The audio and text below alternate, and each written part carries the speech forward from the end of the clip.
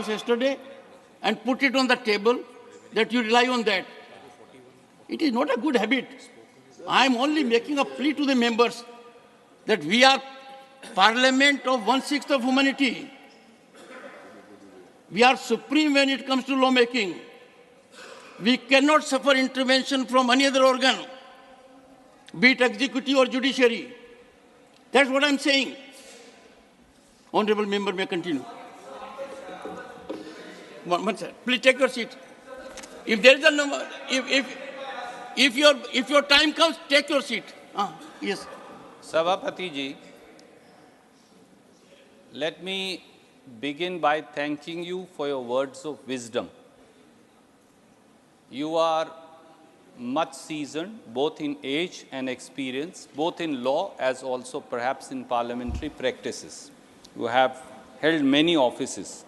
But with all humility may I say, sir, you are 100% right that Parliament is the august body and is the overarching body. It is the fountainhead of democracy.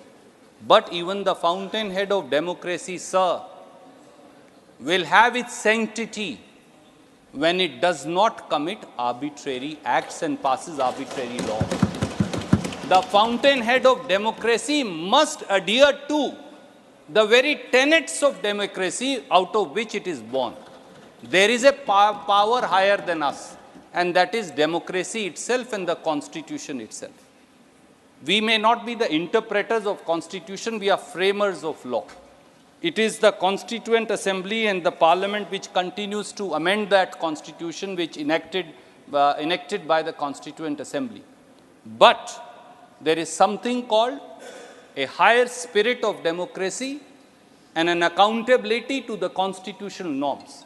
So as I stand today here, sir, and as I say what I say to my esteemed minister, who is very experienced, and I place before you, with you all your wisdom and experience, I must say I am conscious, I am duty bound, and I am answerable to that highest spirit of democracy and the Constitution which was enacted by this very Parliament. And that spirit of the Constitution and that spirit of democracy today tells me, sir, that a law is being brought which will tarnish, bulldoze and sabotage that very democracy and undermine the very constitutional practice that you and me and each one of us swear by. And that is my anguish today, which I seek to place through you before this august House and also place before the Honorable Minister.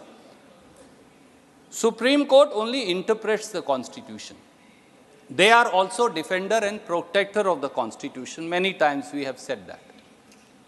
And I did not quote the Supreme Court in the beginning, may I remind you, sir. I'm only responding to what the Honorable Chair said to me. I began by the words of and the wisdom of Baba Sahib Ambedkar. I began by the wisdom of Constituent Assembly. And this was the only issue. Independence of Election Commission, lack of interference from the political executive, and an electoral machinery which is only and only answerable to the tenets of democracy and fairness and equity was all that the Constituent Assembly was saying. We have seen, we have read through, sir, you've read through, I've read through many times the debates of the Constituent Assembly on many facets. Rarely I've found, I may say, and please correct me because you've read perhaps Constituent Assembly debates far more times than I have, but I have also. Rarely I've found that not a single member of the Constituent Assembly disagreed that the fountainhead of democracy is fairness of the electoral process and independence of the election machinery. This was the only issue where the entire Constituent Assembly, irrespective of caste, color, creed, religion, political differences, ideological differentiation, they were unanimous. And that's all that I pointed out to the Honorable Minister. That's why, sir, I did not begin with the judgment of the Supreme Court. And I said, Supreme Court has only affirmed what was said by the Constituent Assembly. May I, sir, also point out? Conclude, please conclude. Yes, sir. I also want to point out that the law and what the Honorable Minister has brought, he negates and ignores not one, not two, but the three committees on the subject, two of which were appointed by your government. And may I just quote, sir? There was the Dinesh Goswami Committee on Electoral Reforms. Perhaps the chair was also a minister at that time in that government, sir. You were a minister. And that government was supported by the Bharatiya Janata Party, sir, then. It said, and I quote the report. It was supported by nearly the entire house except your party. Yes, sir. And what did that report say? So, I am only saying, कम से कम जो खुद कहा है भैया उसको तो मान लीजिए. हाथ जोड़कर इतना ही कह रहा हूँ, हमारी ना मानिए. Para 1.2 on page 9 of the report says, for CEC appointed by the President in consultation with the Chief Justice, Leader of Opposition of Lok Sabha, and of course the largest leader of the largest opposition group. For EC, Chief Justice, Leader of Opposition, and the CEC. This was the recommendation made, ignored by the Honorable Minister. Again, their own Law Commission report number 255 on electoral reforms 2015, headed by Justice A.P. Shah. May I remind the Minister? What did that report say? Para 6 point, I'll just take, sir, 3 minutes by the watch. You are eating into the time of your party only. Okay. Go ahead. I don't think so. My party has an objection, sir. Go ahead. And I'm sure the chair has none either. The total time allocation to your party is 41 minutes. Yes, You sir. have taken 24. Yes. Can continue up to 41 if they agree. Okay, sir. Para 6.12.5, sir, of the Law Commission report number 255 of 2015, headed by Justice A.P. Shah.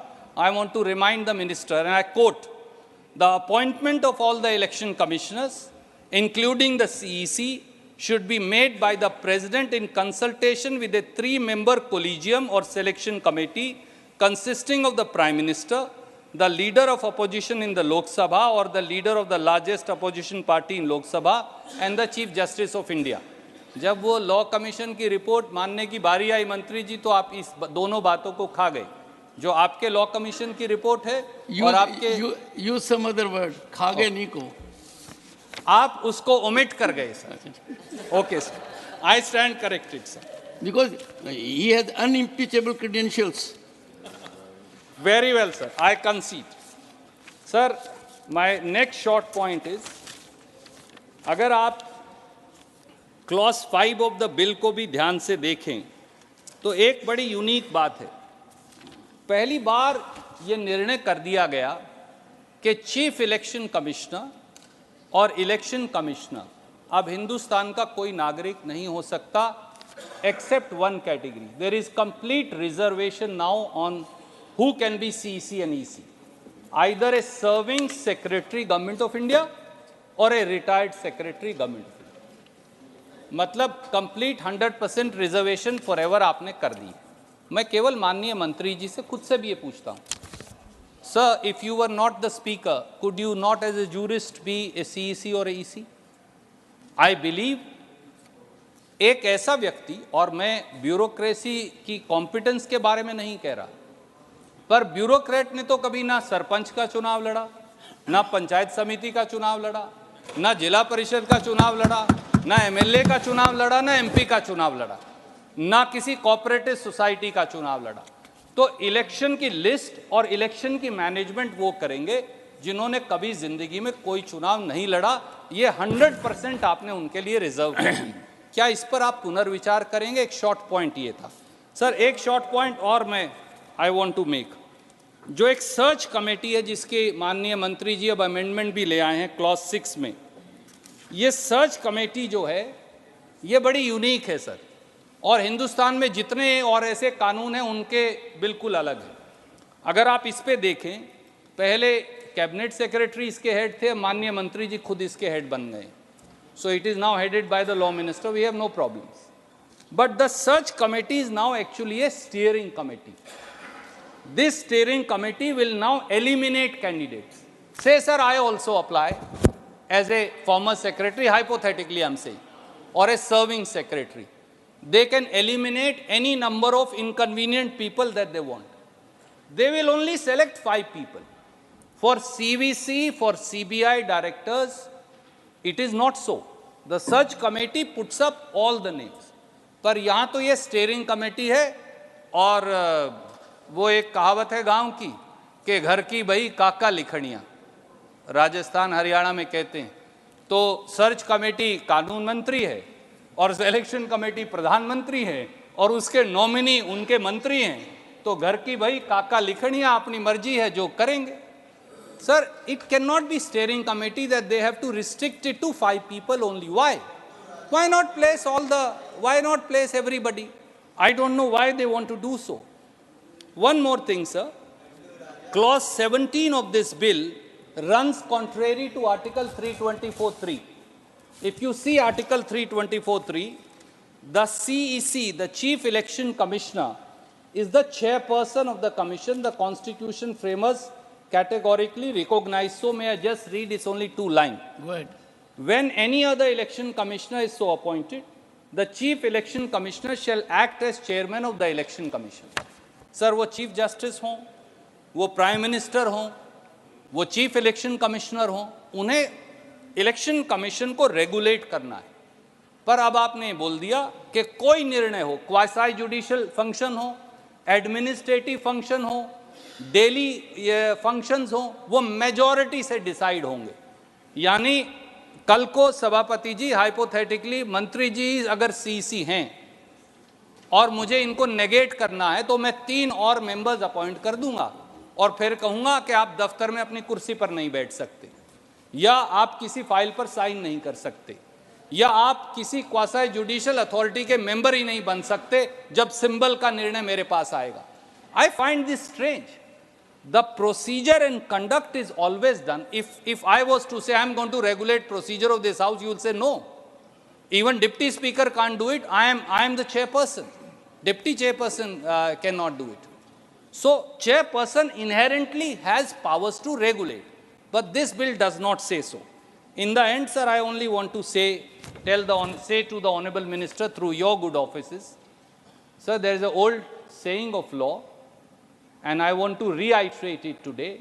Mantri ji, however high you may be, however powerful your government may be, whatever may be the brute majority you may enjoy, the democracy and the constitution is above you and you cannot subjugate, bulldoze and trample over it. I also want to say, we, whatever may be our numbers as joint opposition of the India Alliance, we are defenders of Constitution of India. We are defenders of people of India. We are champions of the voice of the voiceless. And we will continue to do so. एक समय था sir जब EC, जो ये word है ना EC, इसका मतलब था electoral credibility.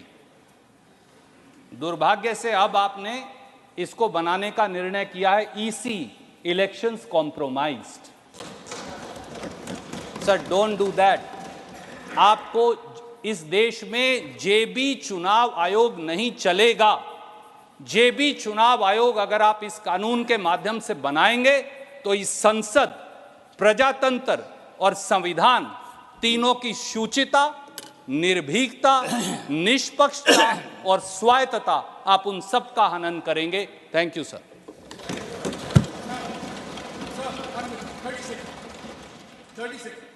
So, in the course of my colleague's speech, when he referred to the government that prevailed in 1990, you, in good spirit and good wit and good humor, you said that was a government supported by all parties except your party. I correct myself. Yes, sir. Your party did not support us. I want to remind you that your party also became your party 3 years later. No. I told this House, I have been a member of this party, have good connections there. They need to reciprocate. I have been this side also, and I have been in NCP also. But Jairam Ramesh will not change himself. He knows I made this statement earlier. All I need to indicate to the House that when he said we'll defend, in togetherness, this Parliament is the ultimate defender of Constitution, ultimate architect of Constitution, and if anyone seeks to change the architecture of this Constitution, the Parliament is custodian of it. No incursion whatsoever can emanate from any other source except this Parliament. And that is why we are debating it. What shape the law will take will be determined by Parliament. गरीब आप Executive Modi has जी के come द्वारा औषधि with a परियोजना bill. That's the ultimate authority. Shri Ghanshyam Tiwari. माननीय Tiwari ji, ji your 15 minutes. साहब एक 21 तो करो ये तो अपनी पार्टी को कहिए.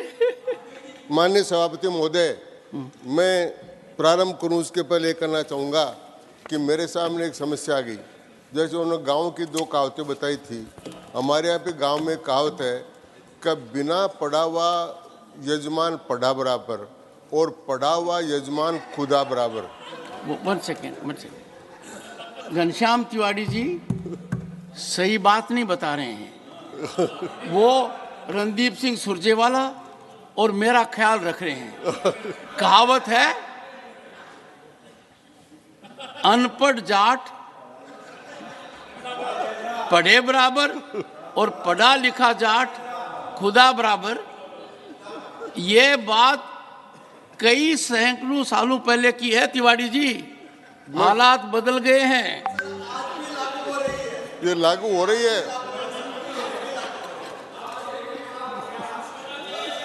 तो सभापति महोदय, professor, this is known as expression of pent of feeling. ये सभापति महोदय, तिवारी जी पर इस बात का ध्यान रखिए. ये कहावत बहुत पुरानी है. पानी बहुत बह चुका है. अब आप और हमें कोई ज्यादा फर्क नहीं है.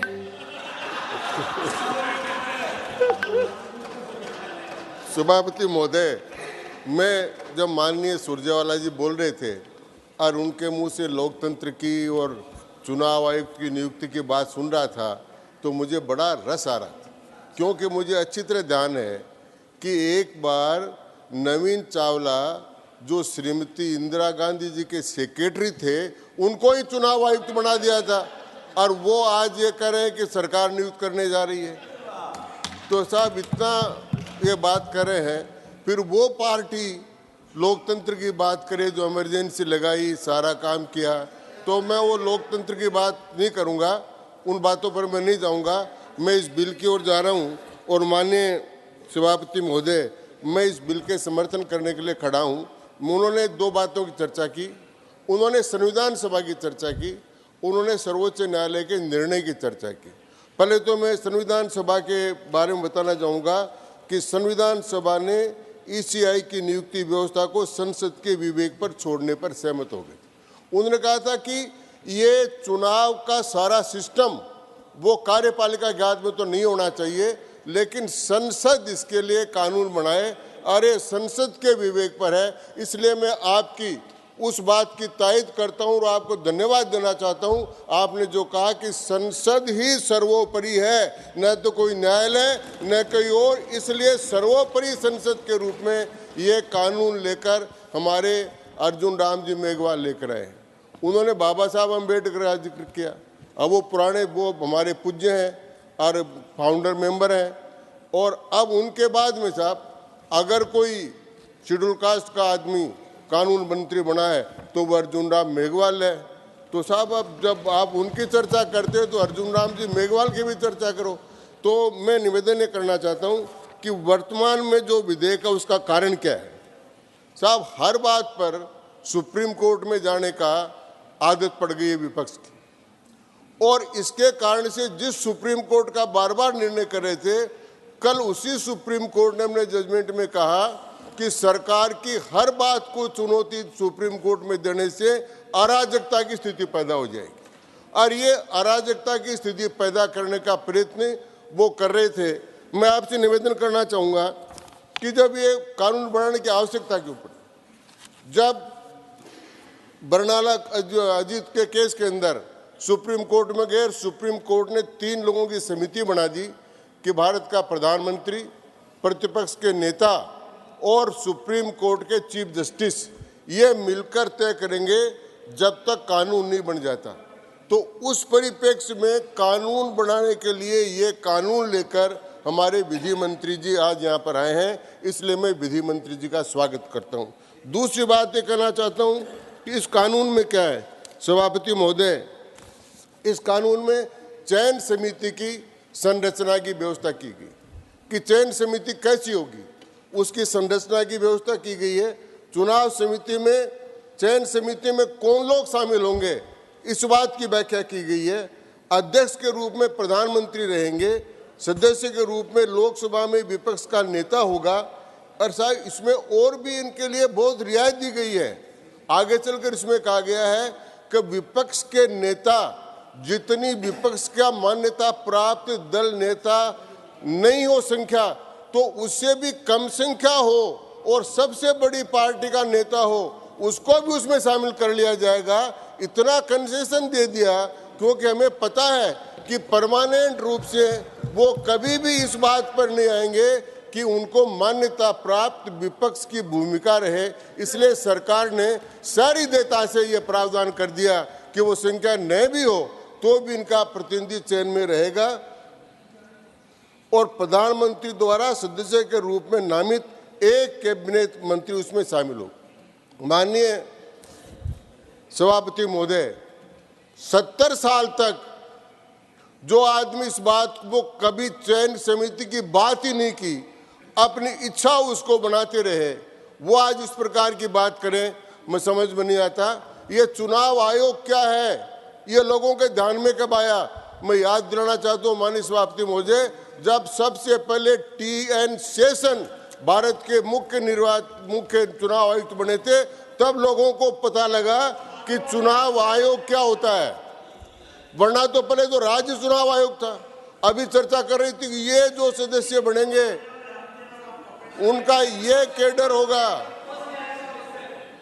ये इनका ये कैडर होगा। शक्ति सिंह जी सुने सुने सुने सुने सुने आपको एक राय दे रहा हूँ राय दे रहा हूँ। मैं विधानसभा में एक सेकंड, मैं विधानसभा में माननीय घनश्याम तिवारी जी के खिलाफ रहा हूँ। मैं प्रतिपक्ष में था, माननीय घनश्याम तिवारी जी मंत्री भी थे। इनको जितना टोकोगे उतनी ऊर्जा आएगी इनको, ये मत कीजिए, ये मेरी आपको राय है। और नीरज डांगी जी के पिताजी भी हमारे साथ थे। मैं आपको राय दे रहा हूं घनश्याम जी, अब आपको इंटरप्शन नहीं होगा तो आप समय में अपना बात कह पाएंगे।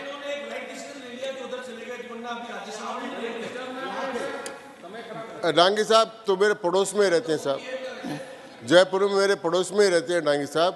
और मैं निवेदन ये कर रहा था कि ये चर्चा कर रहे थे कि ये जो जिन लोगों का कैडर बनाया है, जो चुनाव आयुक्त बनेंगे या मुख्य चुनाव आयुक्त बनेंगे, इनमें से कभी कोई पंचायत का चुनाव लड़ा हुआ आदमी नहीं होगा।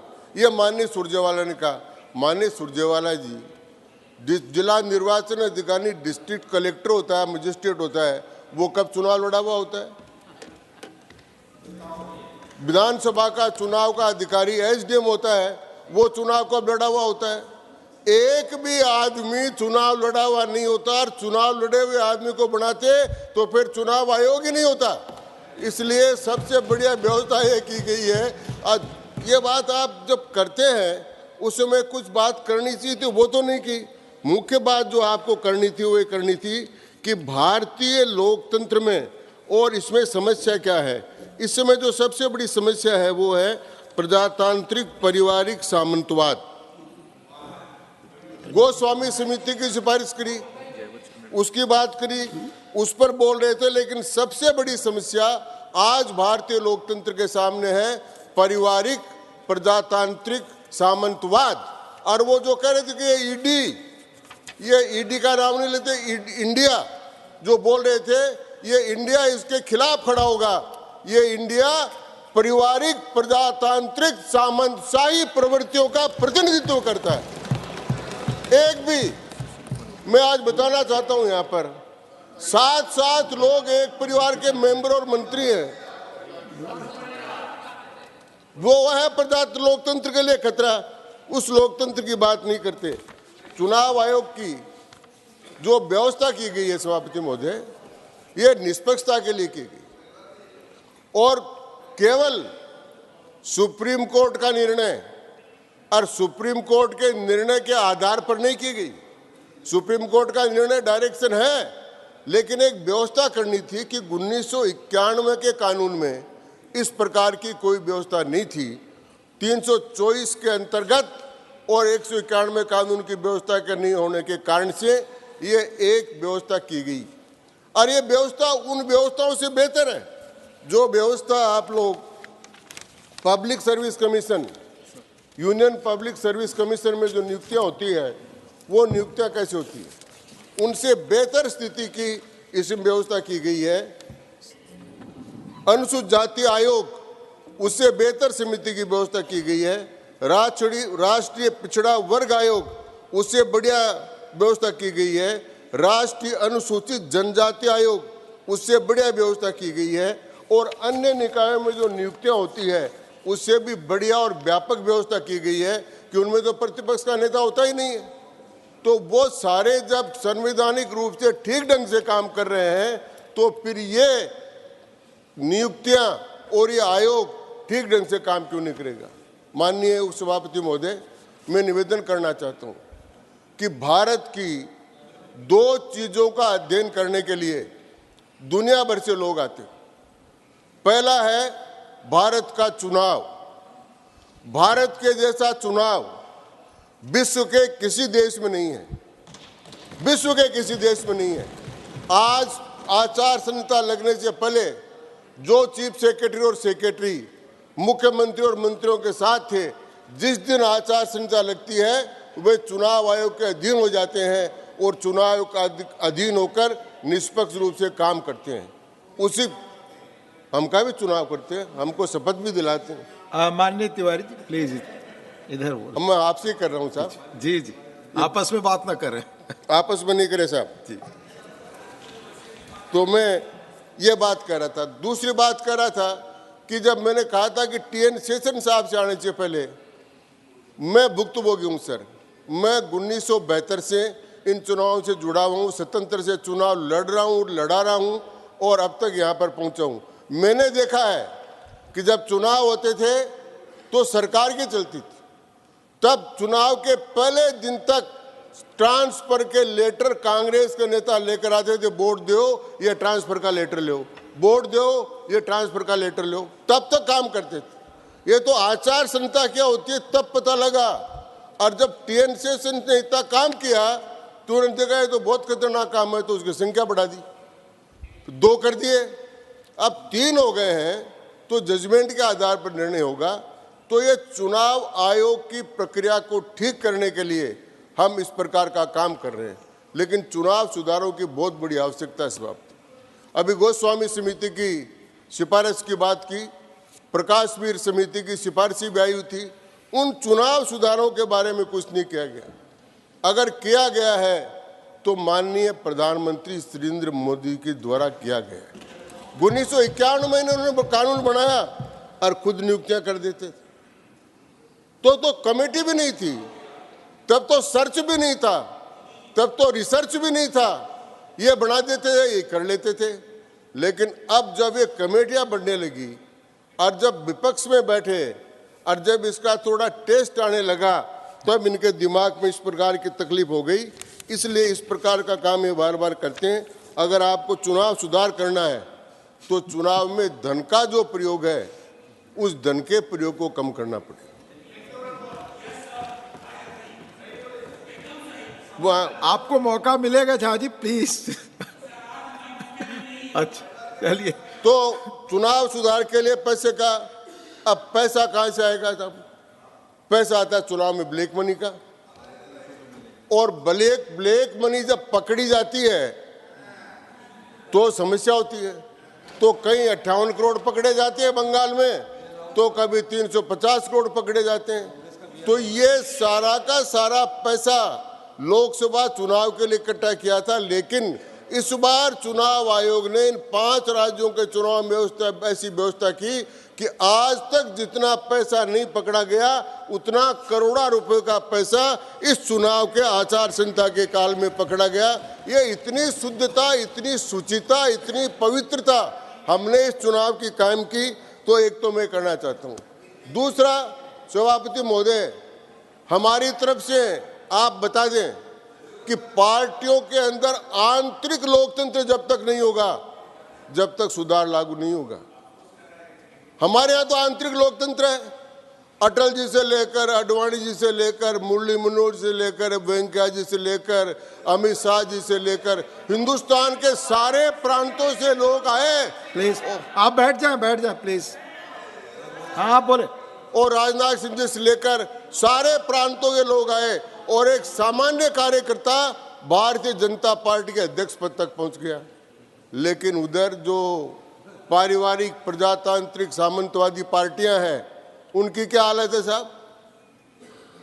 कोई बन भी जाए तो चलता उनके कहने से है। तो मैं समझता हूं कि जब तक ये टिकट वितरण की व्यवस्था परिवारवादी को के हाथ में रहेगी, तब तक ये व्यवस्था ठीक नहीं हो सकती।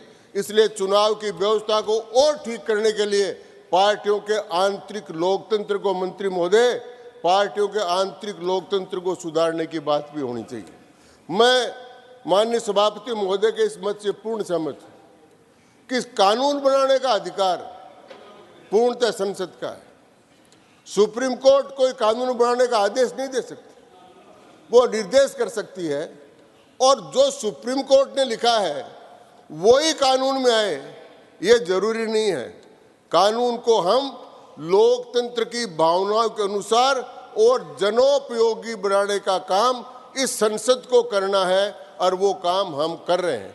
इसलिए सभापति महोदय, मैं आपसे एक निवेदन करना चाहता हूं कि इस कानून में 4 बातें प्रमुख रूप से हैं। पहला, आप प्रक्रिया पार्टी ने जो समय दिया था वो खत्म हो चुका है। आप बोले अपनी पार्टी का समय लेंगे। नहीं, मैं समाप्ति कर रहा हूं माननीय सभापति महोदय। तो मैं तो इतना ही निवेदन कर रहा हूं कि वो दल जिन्होंने लोकतंत्र का गला घोटा, वो दल जिन्होंने आपातकाल लगाया, जिन्होंने अपने सचिव को मुख्य चुनाव आयुक्त बनाया, उनके मुंह से ये सारी बातें शोभा नहीं देती। भारतीय जनता पार्टी आंतरिक लोकतंत्र की पार्टी है और देश के लोकतंत्र को भी पवित्र रखने के लिए यह विधेयक लेकर आई है। इसलिए मैं इस विधेयक का पूरा समर्थन करता हूं। धन्यवाद। धन्यवाद माननीय श्री घनश्याम तिवारी जी। नाउ ऑनरेबल श्री जवाहर सरकार जी, 18 minutes. Sir, I thank you for this opportunity.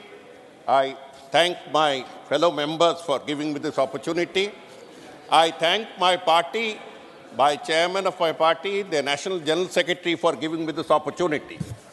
This opportunity is not the discussion of one more bill.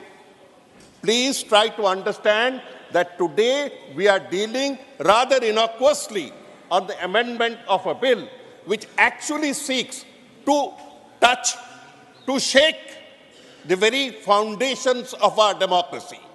Our democracy rests on free and fair elections. And today we are discussing the key, the structure and the mechanics of that election under the guise of a simple law. Now, why do we need to bother about Indian elections? Why do we need? Just a few examples, sir, just a few statistics. We claim to be the mother of democracy. Maybe we can expand on this some other time. But we have the largest electorate in the world, 92 crores at the last count. We have the largest democracy, functioning democracy. We have 4 million EVMs. The management of 4 million EVMs crisscrossing the country calls for supreme efforts. Sir, I have had the honor of conducting the 1998 and 1999 parliament elections as the chief electoral officer. I know the extreme difficulties under which officers function. The same officer, the same personnel who may be slovenly in his daily work rises to new heights because a surge of national duty overtakes them. It is time to salute their efforts. It's not a question of whether they went through an election process or not. Sir, for a simple election, for a national election, we have 20 lakh policemen drafted from here and there and posted outside their houses. We have 3 lakh paramilitary. I'm just mentioning the statistics. I had 78,000 polling stations, and I know what it was.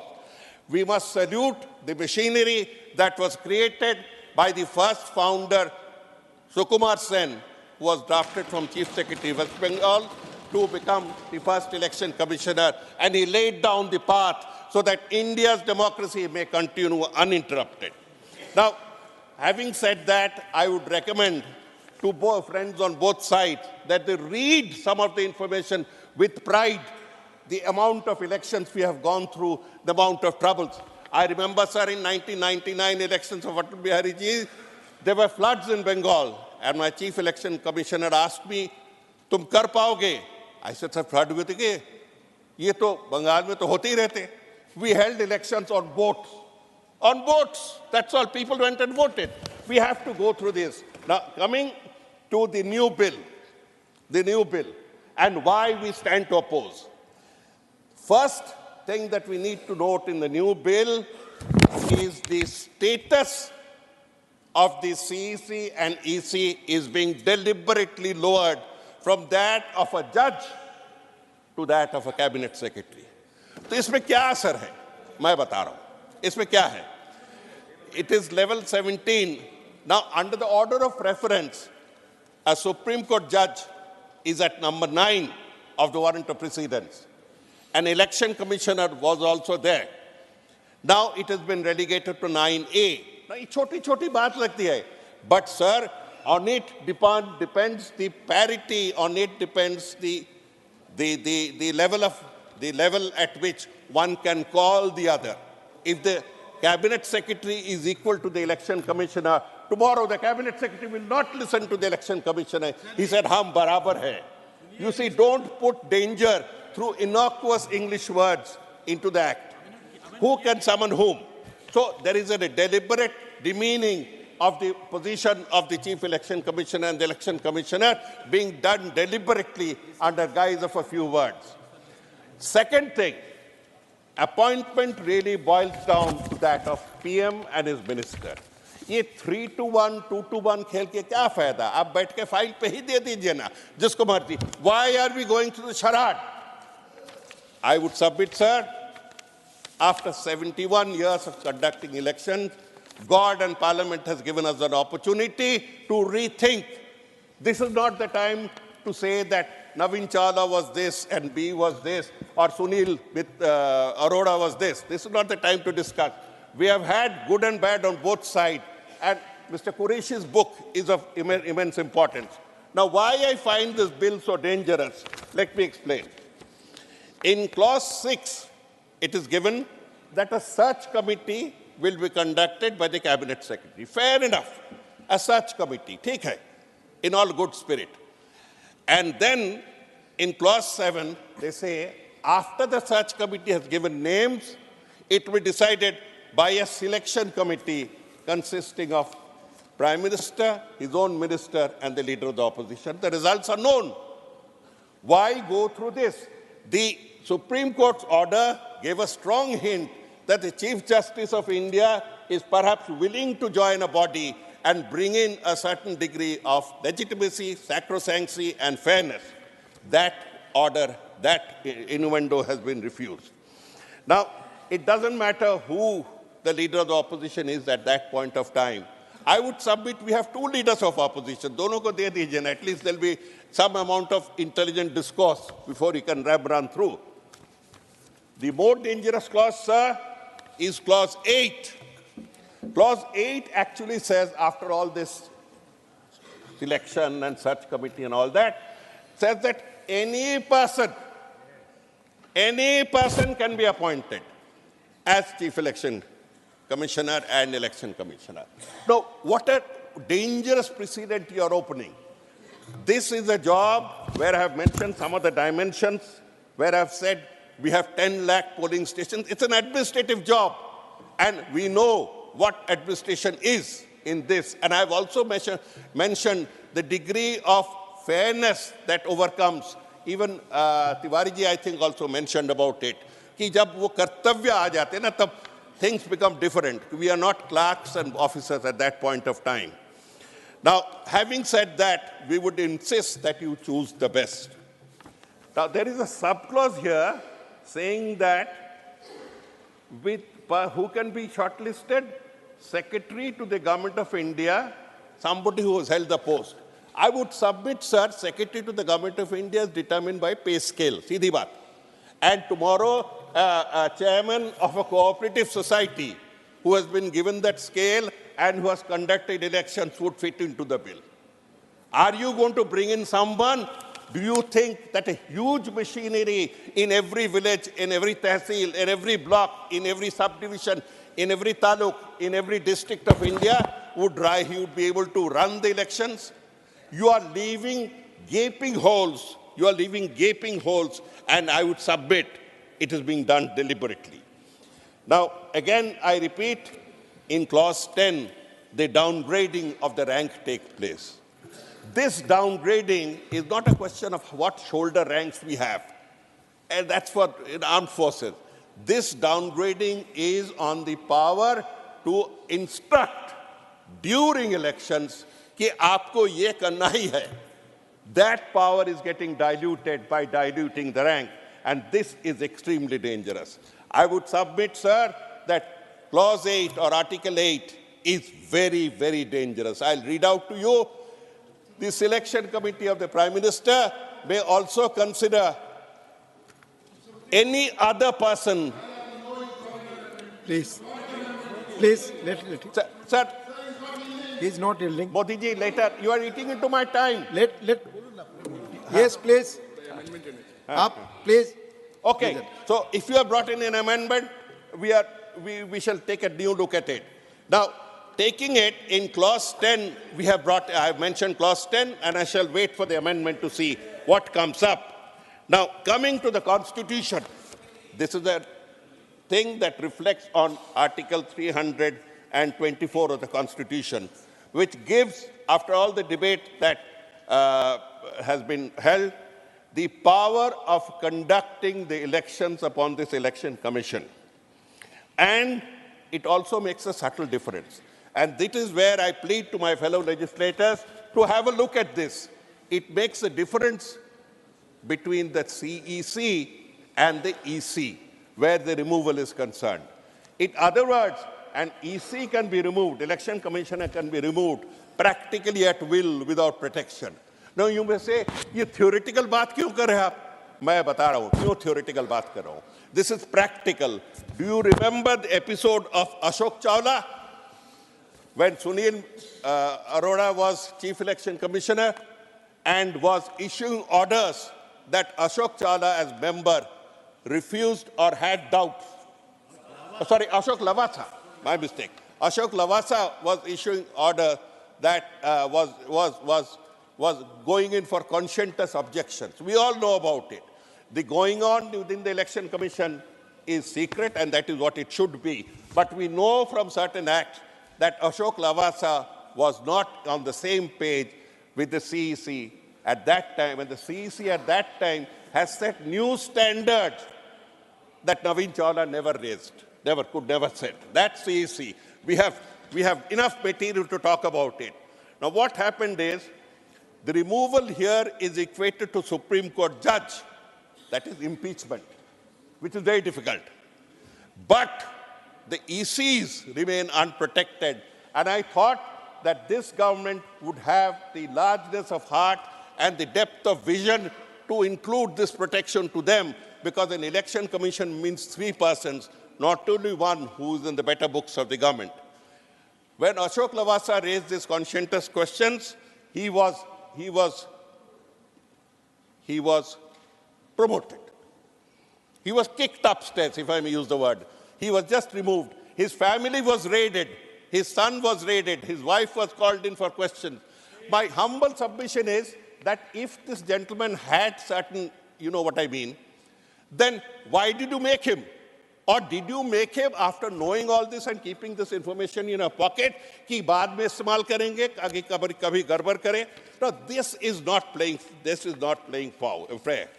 I now come to the judgment that has also been mentioned in great detail, but this judgment is very, very pointed. It says that he points out to the whatever I mentioned about the election commissioner being at the mercy of the CEC.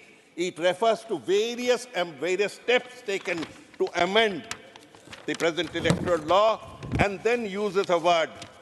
It becomes the Supreme Court. It becomes imperative to shield the election commissioners and to insulate them from executive interference. A word like this being mentioned by the Supreme Court is indication enough that we should be more judicious with the post. We should be more judicious with the post. Now, coming to the 1991 Act that it seeks to replace, the 1991 Act actually gives them that status that this Act is taking away. So in a way, the 1991 Act was गरीब आदमियों को, मध्यम वर्ग को जो सबसे बड़ी परेशानी है कि बीमारी में उनके इलाज के लिए जितना बजट चाहिए, दवाई पे जितना खर्च होता है या जितना खर्च होता था, उसको देखते हुए किसी की क्षमता नहीं है कि इतनी ज़्यादा जो है वो आर्थिक व्यवस्था कर पाए। प्रधानमंत्री नरेंद्र मोदी जी ने जो सबसे छोटे वर्ग के लिए अगर आपके पास कुछ है पहले बताना था, not when I'm debating. Just point of order. Point of order. Destroy Mr. Jawahar Sarkar, please point of order. Point of order. Then sir, pause कीजिए. Rule 240. उसवती महोदय, इन्होंने amendment जो सरकार ने move किया है, I think he has not gone through the amended part of the bill. Otherwise, you are saying the old thing. वो उसी पुरानी बात को repeat कर रहे हैं. और जो amendment move हुआ है, उसको उन्होंने पढ़ा ही नहीं है। अगर उसको पढ़ लेते तो उनको बोलने की आवश्यकता नहीं पड़ती।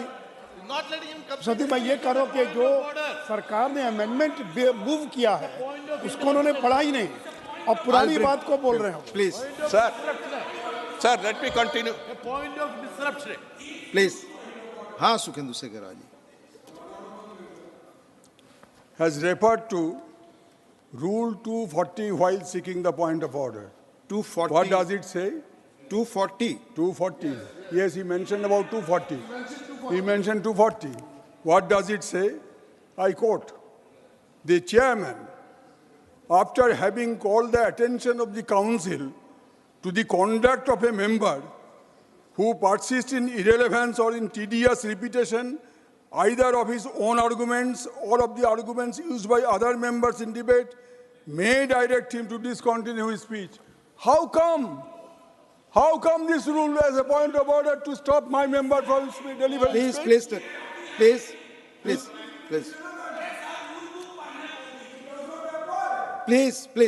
And the parliamentary affairs minister was supporting. माननीय सदस्यगण, I had to listen what he has to say कि the government has already brought amendment. Please. Sir, sir, वो बैठिए, please. Sir, may I continue? Yes, please. थोड़ा बहुत timing भी देखिए. Please. अच्छा, now, my submission was the honorable member had mentioned, Mr. Tiwari had mentioned about Naveen Chawla, the secretary of a very powerful person being made the CEC. I refer to the secretary of the current Prime Minister being made to hold the most neutral post in the Constitution of India after the Election Commission, and that is the CAG. Do not destroy every institution. The man who was his right-hand man is today as CAG, and we don't get any reports. थोड़ा बहुत भी दो चार report आ गए, अब बंद किया गया. Now, come on the not subject, only this, please. when I talk of the destruction of institutions, I go before him when we had, what shall I say, a hero CAG, none of whose presumptive losses could be proved. We have had a hero who got 2 to 3 crores from the BCCI because of whatever.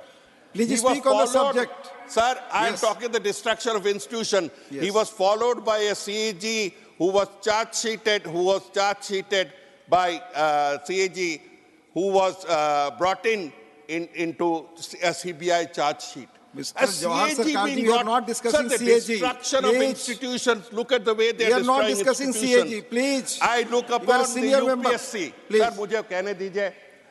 I talk about the destruction or the demeaning of the UPSC, where you have got a monk. Please come on the किसी की subject. क्षमता Sir, नहीं it कि is इतनी on the ज्यादा जो है वो subject. आर्थिक Wider व्यवस्था कर election पाए commission. केंद्रों पर Please, ED, confine आम yourself. मेडिकल Reduce स्टोर के yourself. मुकाबले and the CBI 2 गुना से लगाकर absolutely 50 focus Guna on. I come will now तक branded come to the last point in this प्रधानमंत्री regard, एक where I आम would say मध्यम वर्ग that the जो मेडिकल के खर्च के कारण had अपने spoken आप about a fixed परिवार को tenure. This ऊपर नहीं one उठा also सकता है, speaks about a fixed tenure, but brings किंतु it back at 65. Modi ji Sir, द्वारा when I भिलवाया mentioned about जाता the है, destruction of institutions, all I meant is that Ram Prasad among ji the लोगों पे three constitutional अब मैं जनऔषधि केंद्र जो institutions, मोदी जी के द्वारा UPSC, संचालित किए the जा रहे हैं CAG, उनसे मैं and दवाई the लेता Election हूँ Commission, शहर Sawai they are Madhopur suffering hospital through the से same fate. तो मेरा I just wanted to draw 500-600 the रुपए में सारी to draw दवाइयाँ the attention 3000 of the की जो आती ministry थी and वो 600 provide रुपए में मेरा सारा काम empirical proof to prove that they are being hollowed out. Do not touch the election commission, sir. वो CAG on a skate we can tolerate. But the election commission will determine the fate of democracy that is coming up. We are all going to be part of its thinking process. There's a leadership that is called for, a huge number of members, huge number of members from the officers and staff of government and para-government officers come up. And when they see somebody they can't respect, sir, I've been there again and again. अगर इज्जत न दे पाए, कुछ न बनेगी. आप जिसको मर्जी अपॉइंट कीजिए. Sir, this will lead to what we call legalization of rigging. Legalization of rigging. We have already found the corrosion, the erosion of the office where EVM is suspect.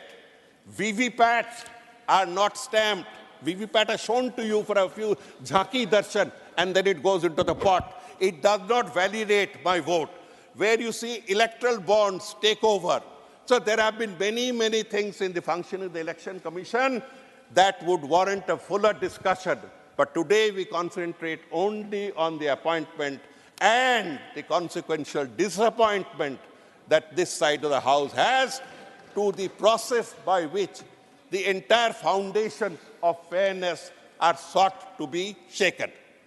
Sir, I would still submit that with all these operational faults, the Election Commission is still इस managing. देश में कोई अंतर नहीं है. I would submit that Suraj banker please Bhilwara. let it function.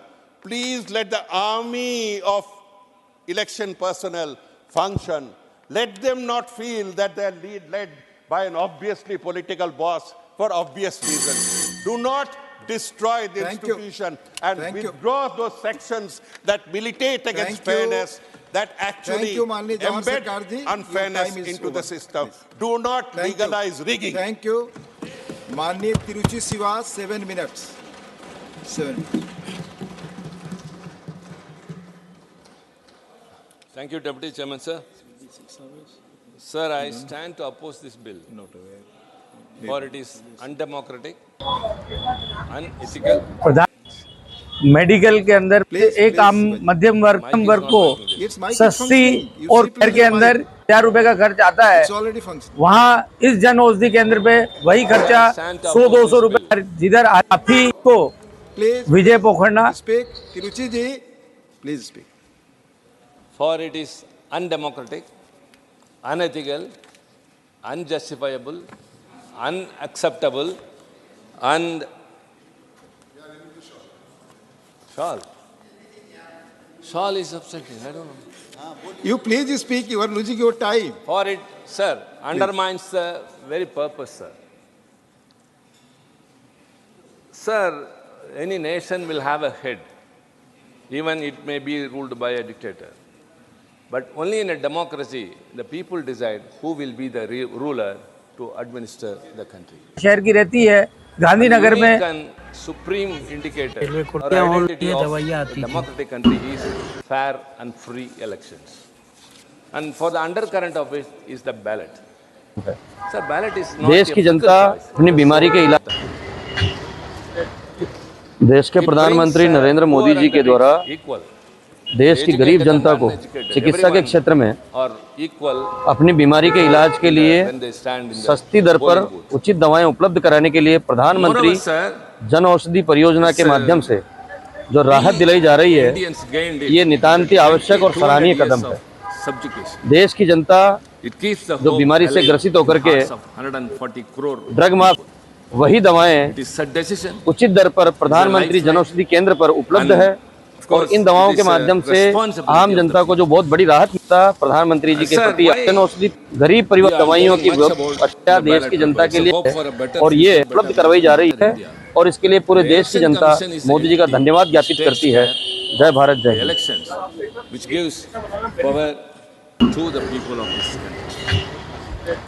And this देश के प्रधानमंत्री Narendra Chief Election Commissioner and other election commissioners appointment conditions of service and term of office geopoliticize this sacred principle of the ballot and values that are part of the constitutional basic structure such as the rule of law, the right to equality, और वो जो पैसा बचता है वो मेरे घर में set another nail in the coffin for the EC's autonomy by paving the path for appointment of a yes man as a chief election commissioner to decide the fate of our electoral democracy.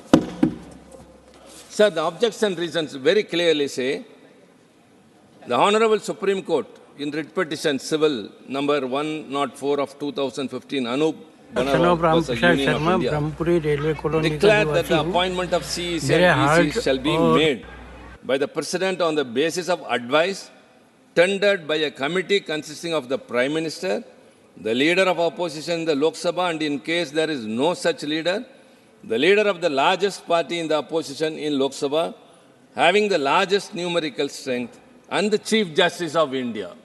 This is very important, sir. It has been clarified that in the aforesaid judgment that the said norm provided by Supreme Court will continue to hold till a law is made by the Parliament. Now, an attempt is made here. We have brought a bill to enact a law. मैं Mohanlal Sharma, son of Ram Prasad. The purpose what the Supreme Court has directed. Supreme Court has said there must be a committee comprising of the Prime Minister, leader of the opposition in the Lok Sabha, and the Chief Justice of India.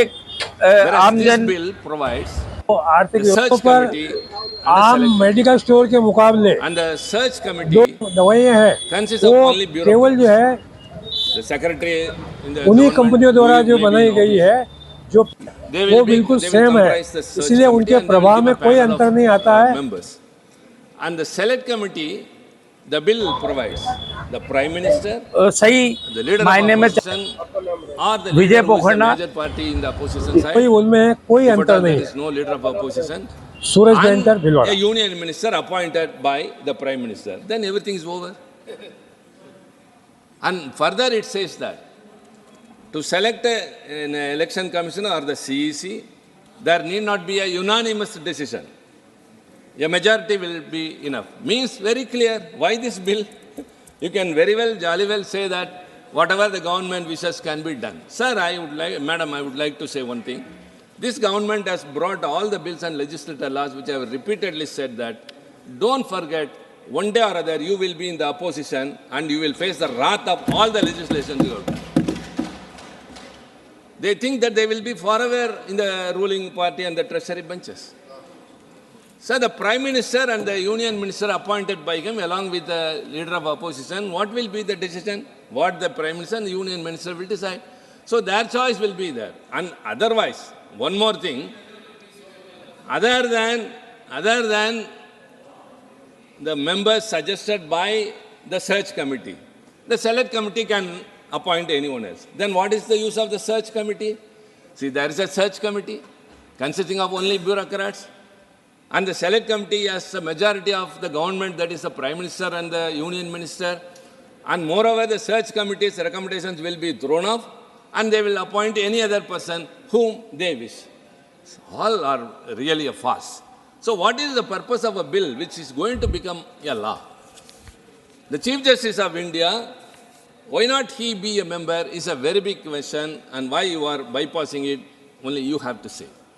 What is wrong or what prevents you or objects you by having the Chief Justice of India as a member of the Select Committee?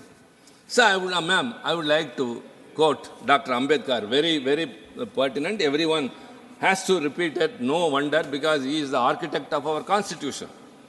The episode reminds us, on June 16th, 1949, during the debates in the Constituent Assembly on the draft Article 289, now Article 324 of the Constitution, dealing with the Election Commission, he precisely said, I quote Dr. Ambedkar, quote, there is no provision in the Constitution to prevent the appointing of either a fool or a knave or a person who is likely to be under the thumb of the executive. Said by none other than Dr. Ambedkar. A day earlier, unquote, a day earlier on June 15, 1949, while moving the draft Article 289 in the Constituent Assembly for setting up an election commission, Ambedkar had observed, quote, without any kind of dissent, that in the interest of the purity and freedom of elections to the legislative bodies, it was of utmost importance that they should be freed from any kind of interference from the executive of the day. But now the executive is having the entire control. The Select Committee can ignore those members, Mike, can ignore the recommendation of the search committee and it can, excuse me, I can just, I don't know, in the winter we cannot wear the shawl because of the mic. This has to be taken note of by the Parliament Office Minister.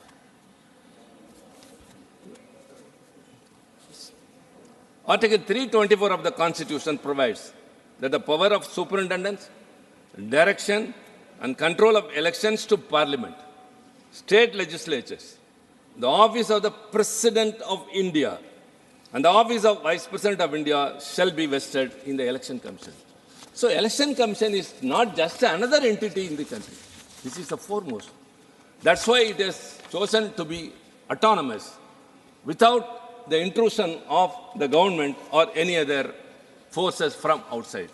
Thambi. So, we expect a lot. Thambi. Make a pardon? Yes, Solunka. Yes, ma'am. I think I have time. Just 5 minutes more. I have 5 minutes. 5 minutes. 7 minutes. Yeah, I know. I have given the remaining time only. If I can, the contravention of the Supreme Court judgment in this bill, in the absence of a parliamentary legislation guiding the selection of ECI members, the 5 judgment I told earlier, the Supreme Court laid down interim guidelines. The case challenged the constitutional validity. And now that the recommendations have totally been overlooked by this government through this bill. In 1990, the Dinesh Goswami Committee had made suggestions to ensure independence of the ECI. Number 1, the removal process of CEC and administrative independence of the ECI. So also, it has been repeatedly, even in the Supreme Court in 1995, ECs are considered to be at par with the CEC in hierarchy. But now what is happening, the CEC can remove the EC, whereas the CEC can be removed only by an impeachment. Along with all other things, the CEC was earlier on par with the Supreme Court judge. By way of this bill, he has been reduced to on par with Cabinet Secretary. So they brought amendment. Okay. Election Commission is a quasi-judicial body. It has a very big authority. So that's a very big question. An amendment has been moved. I think if it is taken up, it will be very well appreciated. So also in the global practices can also be adhered. UK has a panel of members of parliament headed by the speaker, not from one party only, invariably from all the other parties. So also South Africa has got a new, another one. So we can follow those things even in America, but whereas this has been done. And I would like to conclude with only one word, ma'am. According to the Mr. S.K. Qureshi, the former CEC, to tackle the major downside of the proposed bill, which is the lopsided selection committee, was to make all its decisions unanimous. That will resolve. But now it says that the majority of the select committee means it's very, very clear. Only the Prime Minister and the Union Minister who is that will be taking the decision. So forming that select committee becomes meaningless. And the search committee's recommendation, if it is ignored, that becomes जी sir मिला है पहले हमारा घर बहुत यानी कि उस कंडीशन में था कि हम रहने के लायक भी नहीं थे और घर हमारा चारों तरफ से चुचाता था, बारिश आती थी तो पानी अंदर तक चला जाता था, लायक भी नहीं थे और घर हमारा चारों तरफ से चुचाता था, बारिश आती थी तो पानी अंदर तक चला जाता था। और फिर हमें मोदी जी की आवाज़ का पता पड़ा कि ये ऐसे ऐसे योजना चल रही है, तो हमने अप्लाई किया, कलेक्टर जाके हमने किया तो हमें कुछ पैसे भी मिले और पैसे हमें योजना वो मिला है जिससे हमें इलाज भी मिला है। अभी भी फिलहाल मैं अभी हॉस्पिटल से आया हूँ, उसी आयुष्मान कार्ड से ही मेरा इलाज हुआ था और बहुत सुविधाएं हैं, यानी कि ये है कि हम Mr. Chadha.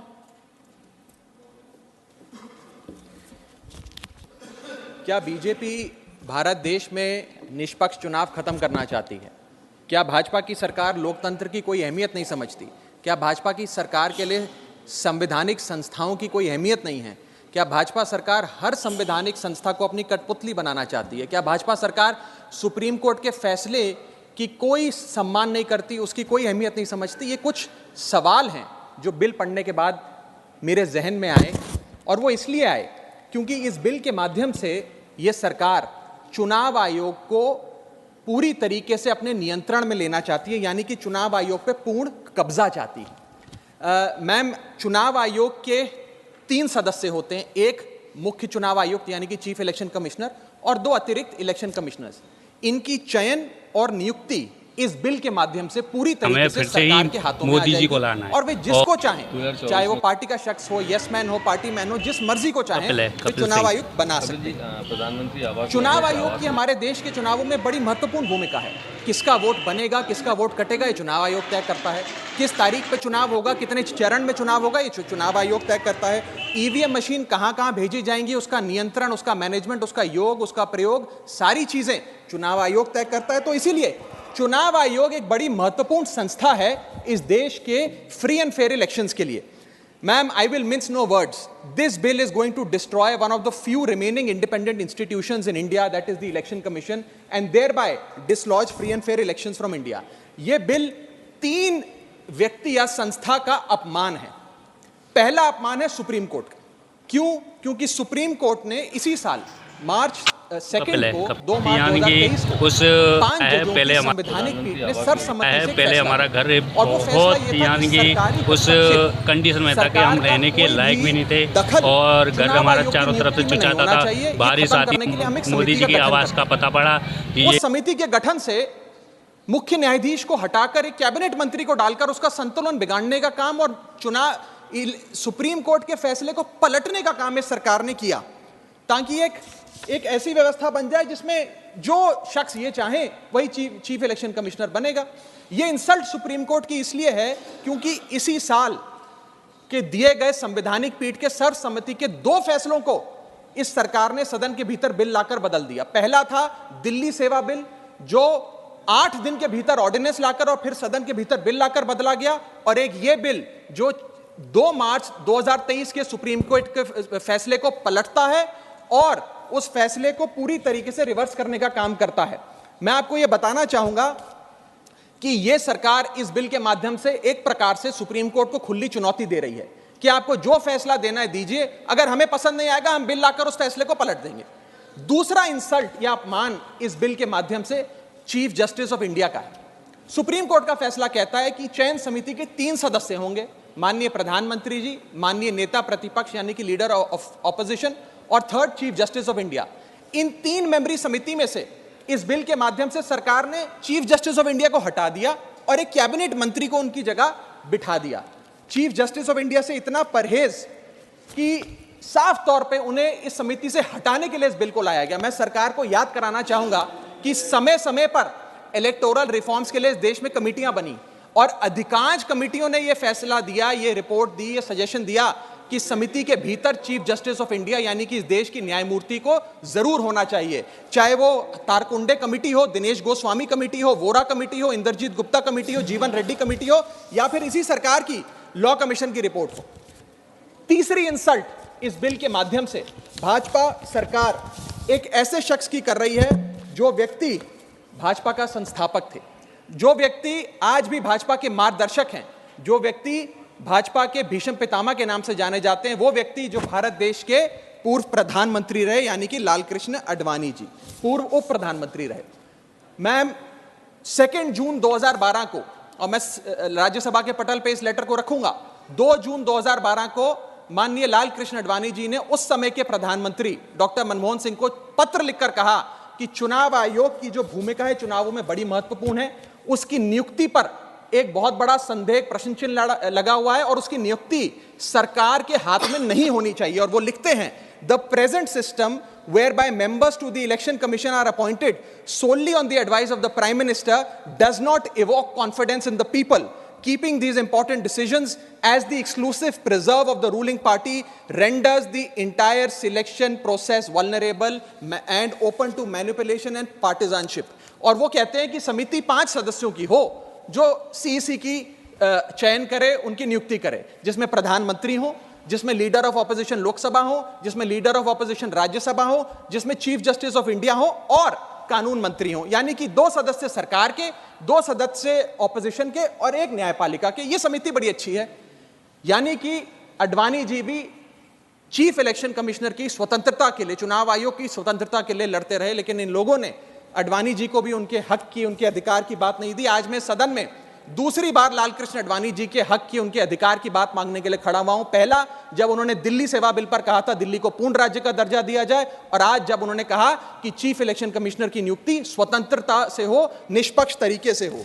आगे मैं 3 महत्वपूर्ण कारण बताना चाहूंगा मैडम, जिसके चलते ये बिल को आज मैं और मुझे लगता है समस्त विपक्ष अपोज करता है। पहला कि ये बिल पूरी तरीके से इलीगल है, गैर कानूनी है, और वो इसलिए है क्योंकि you can not reverse a supreme court judgment without changing the very basis of it. यानी कि अगर आपको सुप्रीम कोर्ट के फैसले को पलटना है तो सुप्रीम कोर्ट जिस फैसले को देते हुए जिस आधार को रेफर करता है, आपको उस आधार को बदलना पड़ेगा। आप सीधा फैसला नहीं पलट सकते।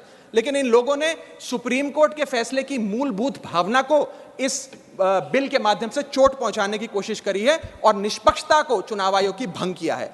दूसरी कारण क्यों ये बिल गैर का, इसलिए क्योंकि ये बिल बेसिक स्ट्रक्चर, मेरा माइक चला गया, क्योंकि ये bill basic structure of the constitution के खिलाफ है। Basic structure of the constitution है free and fair elections, basic structure of the constitution है निष्पक्ष चुनाव और डेमोक्रेसी। अगर बायस्ड इलेक्शन कमीशन होगा तो चुनाव भी बायस्ड होगा। अगर गैर निष्पक्ष तरीके से चुनाव आयोग चुना जाएगा तो हिंदुस्तान में चुनाव भी गैर निष्पक्ष तरीके से होंगे। इसीलिए यह basic structure of the constitution को भी पूरी तरीके से वायलेट करता है। मैं आगे बताना चाहूंगा कि दूसरा महत्वपूर्ण कारण क्यों यह बिल एक प्रकार से सरकार के हाथ में चुनाव आयोग का पूरा नियंत्रण दे देता है। Why is the selection committee biased in the favour of the government? Supreme court ने कहा 3 मेंबरी समिति होगी जो तय करेगी कि चुनाव आयोग में कौन कौन बैठेगा, प्रधानमंत्री, लीडर ऑफ ऑपोजिशन और चीफ जस्टिस ऑफ इंडिया। इसमें से चीफ जस्टिस ऑफ इंडिया को निकाल बाहर कर एक कैबिनेट मिनिस्टर को इसमें डालकर पूरा नियंत्रण सिलेक्शन समिति का इन लोगों ने बिगाड़ दिया, जिसके चलते आज इस समिति में सरकार के पास 2 वोट हैं। 2:1 से सारे फैसले मेजॉरिटी से सरकार ले सकती है। इसमें सर्वसम्मति से फैसला नहीं लेना, यूनानिमिटी से फैसला नहीं लेना। सरकार चाहे तो 2:1 से कोई भी फैसला ले सकती है, यानी कि सारा नियंत्रण कौन मुख्य चुनाव आयुक्त होंगे, कौन चुनाव आयुक्त होंगे, ये सरकार के हाथ में आ जाता है।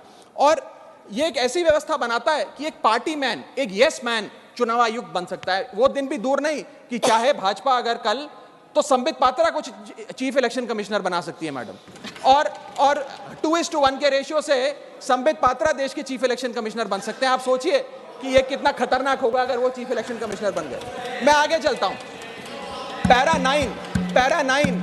9 इस सुप्रीम कोर्ट जजमेंट का कहता है, the executive alone being involved in the appointment ensures that the commission becomes and remains a partisan body and the branch of the executive. The independence of the commission is intimately interlinked with the process of appointment. यानी कि supreme court ये कहता है कि चयन का जो पूरा प्रोसेस है वो पूरी तरीके से इलेक्शंस कैसे होंगे, फ्री होंगे कि फेयर होंगे, वो तय करता है। मैं आगे चलता हूं, 14 मिनट है मैडम, अभी तो 6 मिनट बाकी हैं। सुप्रीम कोर्ट आगे अपने पैरा 186 में हाईलाइट करते हुए कहता है, a person who is weak kneed before the powers that be cannot be appointed as the election commissioner. A person who is in a state of obligation or feels indebted to the person who has appointed him fails the nation and can have no place in the conduct of elections, forming the very foundation of our democracy. An independent person cannot be biased. It is important that the appointment must be overshadowed even by a perception that a yes man will decide the fate of the democracy and all its promises. यानी कि केवल निष्पक्ष चयन ही होना जरूरी नहीं है, निष्पक्ष चयन जनता को नजर आना भी जरूरी है। It must not only be done, it must be seen to be done. ये सुप्रीम कोर्ट बात कहता है। मैं आगे चलता हूं। तीसरा कारण कि क्यों हम इस बिल को अपोज कर रहे हैं वो है कि ये जो प्रपोज्ड सिलेक्शन कमिटी है इसमें कोई चेक्स एंड बैलेंसेस नहीं है। चेक्स एंड बैलेंसेस इसलिए नहीं है क्योंकि सारे फैसले तो सरकार के पक्ष में होंगे, 2 मंत्री सरकार के उसमें बैठे हैं, एलओपी को मात्र फॉर्मेलिटी के लिए इसमें बिठाया गया है, तो एक प्रकार का फिक्स्ड मैच इसमें नजर आता है। अब आप ही सोचिए, 3 मेंबरी समिति है जिसमें माननीय प्रधानमंत्री जी हैं, मान लेते हैं हमारे सदन के लीडर ऑफ ऑपोजिशन मल्लिकार्जुन खड़गे जी उसके सदस्य हैं, और 3rd मेंबर अर्जुन मेघवाल जी कानून मंत्री यहां बैठे हैं वो हैं।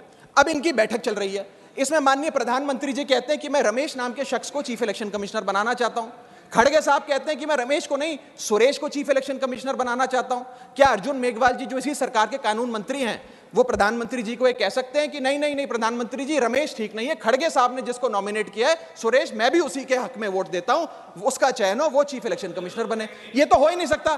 तो जो सरकार चाहेगी वही होगा।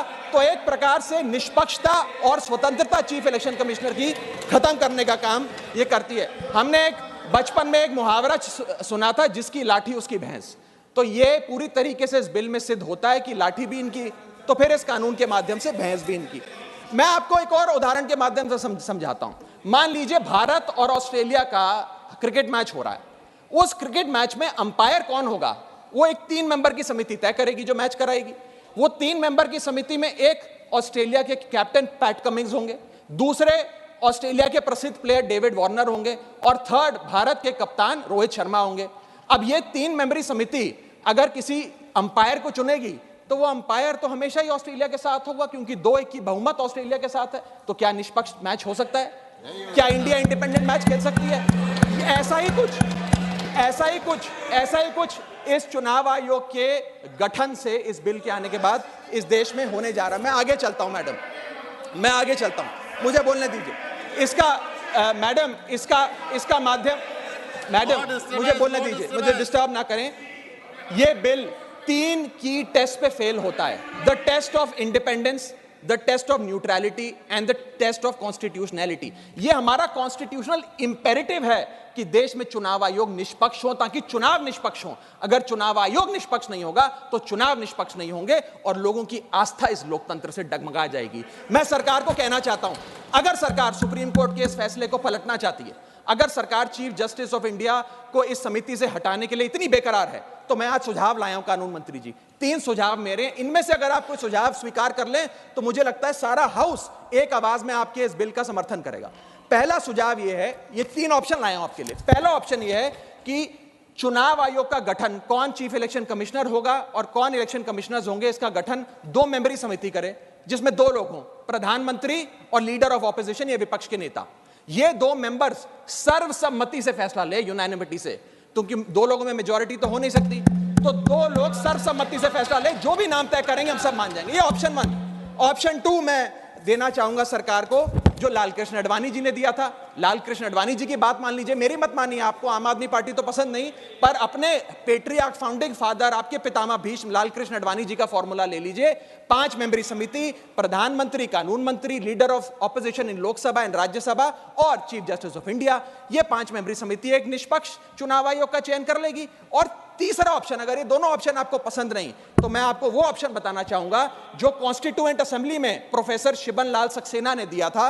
वो था कि जो भी नाम ये चयन समिति तय करे, वो नाम सदन के भीतर लाए जाएं और 2/3 बहुमत लोकसभा और राज्यसभा से नाम पास हो जाए, वो आदमी चीफ इलेक्शन कमिश्नर बन जाए। मैं सकारात्मक बहस कर रहा हूं, मैं ऑप्शन लाया हूं। ये इन 3 ऑप्शंस में से कोई भी ऑप्शन चुन लीजिए, सारे विपक्ष को मनाने की, एकजुट करने की जिम्मेदारी मेरी।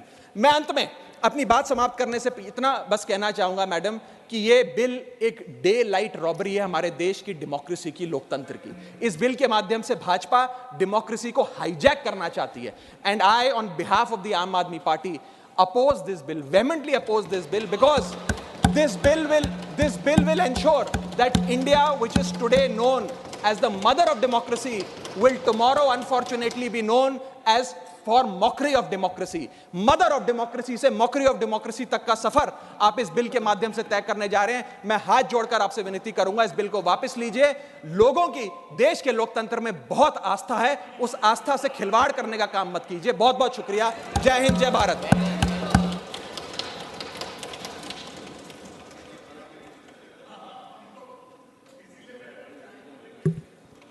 Thank you, Chairman. Thank you, Chairperson, ma'am. Ma'am, I'll start with the statement of objects and reasons which is mentioned in the bill, and that would probably settle a lot of the apprehensions that have been expressed by members on my right. The Honorable Supreme Court in writ petition number 104 of 2015, Anup Barnawal versus Union of India, declared that the appointment of CEC and EC shall be made by the President, so and so. Everyone has talked about it. But it has clarified in the judgment very clearly, I want to reiterate, and which the Honorable Minister also mentioned it while introducing the bill, that this particular composition of the Prime Minister and the Leader of the Opposition and the Chief Justice of India shall continue until and unless a law is made by Parliament. And unfortunately, a law was not made in Parliament.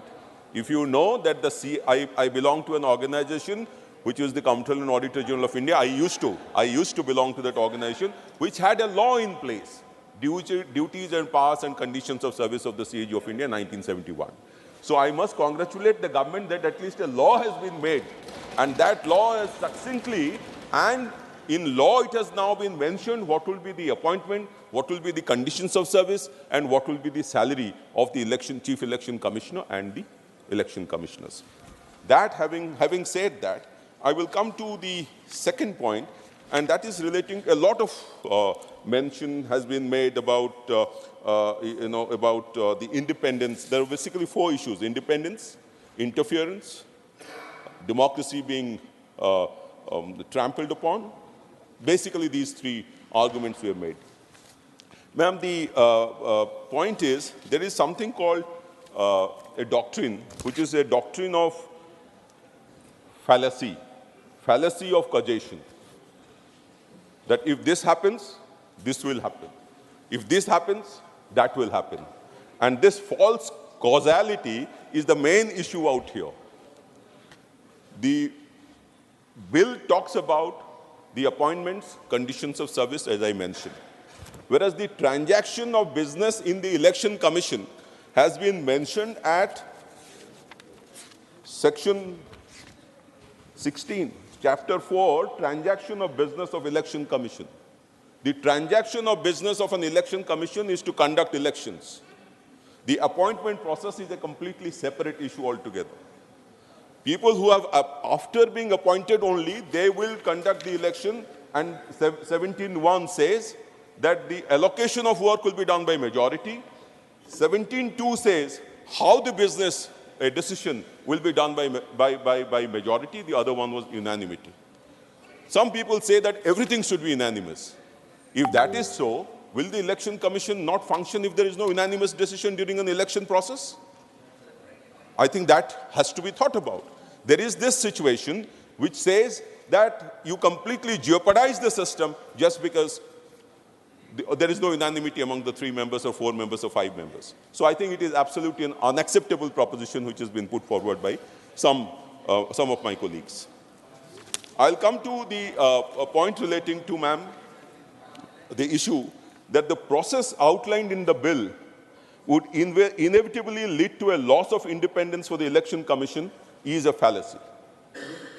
If such an assertion is held true, it would raise doubts about the efficacy of all election commissioners over the past 76 years, given the appointment of ECs has been within the purview of the executive. Despite this, they have consistently operated independently. Ma'am, the Election Commission has overseen completion of 17 national and 317 state elections since independence in 1947. Even under pressure from the executive branch and governing parties to bow to the demands fed by their desire for electoral success, the ECI has managed to strengthen its autonomy from year to year, election to election.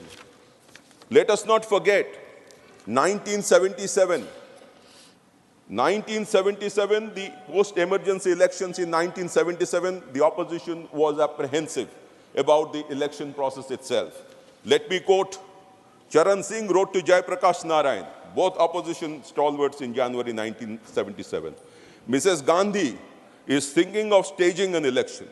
I call it staging because conditions for a real election, free and fair, will be lacking. Raghavan 2017, I can lay it on the table of the House. As it turned out, Congress was voted out of national office for the first time during these elections. And this was in 1977, when there was a single chief election commissioner. The elaborate process was not there. Now, when a process is being brought in now through a regular act of parliament, I think it is laudable, extremely praiseworthy to the government that such a particular process is being brought in. Now, I'll come to the second point, ma'am, relating to a judge being a part of the process. Now, if the judge was a part of the selection process, what would happen? If the CJI is in the committee to recommend appointments and raises questions of violation, it raises basically questions of violation of the doctrine of separation of power, but I would like to refer to my colleague, Honorable Jawahar Sarkar said that what would happen, that in the appointment of the CAG, some particular CAG turned out to have a CBI case against him. Now, if this was the situation here, wouldn't the CJI be a party to a decision on which he may be probably required to take a decision in the judicial capacity? Would it not be a travesty of justice then? The CJI, being a part of the judiciary, cannot be a part of any selection process in this country. Now, let me also remind you that under the RTI Act, in which most of the states who are represented here have elected the chief information commissioners and information commissioners, what is the selection process? The selection process is the chief minister, another senior minister, and the leader of the opposition. All of them have done. All of us have done. Is it all which has been done is absolutely trash? Is it something which has been mired in subjectivity, in bias? Absolutely not. So I think the process is fine. An element or a person from the judiciary cannot be a part of the process. Now I'll come to, ma'am, a point relating to, which has been raised quite a bit, which is relating to the issue of conduct of elections. After 1989, no party in a position to win a majority, the ECI faced few structural constraints on its autonomy. I had mentioned, ma'am, that right from the beginning, all election commissioners, whether it was a single member or a three-member committee, have always upheld the process, upheld democracy by conducting free and fair elections. The motive has been to decrease money power, to increase transparency, to increase more number of people to access to the electronic voting machines, access to the booths, And in that process, the model code of conduct was brought out. Model code of conduct doesn't have any legislative backing. It is an unanimous decision between parties. And that is being enforced by the Election Commission. So the Election Commission, even after 1989 onwards, has been holding this model code of conduct as the beacon of democracy and has been holding the elections freely and fairly. Of course, there are always allegations and counter-allegations, but I can tell you that in the recent survey, in a countrywide survey conducted by the Center for the Study of Developing Societies, Delhi in 1996, after the 11th general election, the EC stood as the institution that was trusted the most by people, followed by the judiciary, the state government, local self-government, so on and in that order. And this, despite not having the advantage or not having the backing of a law to determine their conditions of service and appointments and salaries. Yes. So 96, this was the opinion way back in 96. And when I said, since Manoj Jha said, 1977 is the one which was the watermark in Indian democracy. Democracy was under threat. Even during that time, the elections were held and Mrs. Indira Gandhi's government was thrown out. And that shows that the Election Commission's transaction of business, which is covered under section 16 and 17 in chapter 4, is not affected by the appointment process that is followed. And the appointment process that is followed is something on which I said the references to the RTI Act. And also, let me also inform the House that insofar as the appointment of the Comptroller and Auditor General of India is concerned, there is not even a search committee, not even a selection committee. And the Supreme Court in the this Constituent Assembly, Mr. Ambedkar held that the CAG is a functionary which is even more important than the judiciary. Still, it is being done without a selection committee system, and still it is performing to the best of its abilities for the service of the nation. Ma'am, there is one point which I wanted to make in addition, which is by way of suggestion. The point which is mentioned about Election Commission's conditions of service of election commissioners, transaction of business 91 is hereby repealed. Now, what happens to the existing commissioners and the existing Chief Election Commissioner who have been appointed by the previous Act? If this is repealed immediately, what happens to their conditions of service? I must thank the Honorable Minister that by way of amendment at number 37, I had a lot of things to say on that. Fortunately, this amendment has been brought, and that is a sense of the House that his status should have been kept at the level of the Supreme Court of India. This has been restored. Only one correction here, Honorable Minister. At page 2, it is written, it should be page 3, and 43 to 45, whatever has been mentioned, is well made. The other suggestion, the other query that I have is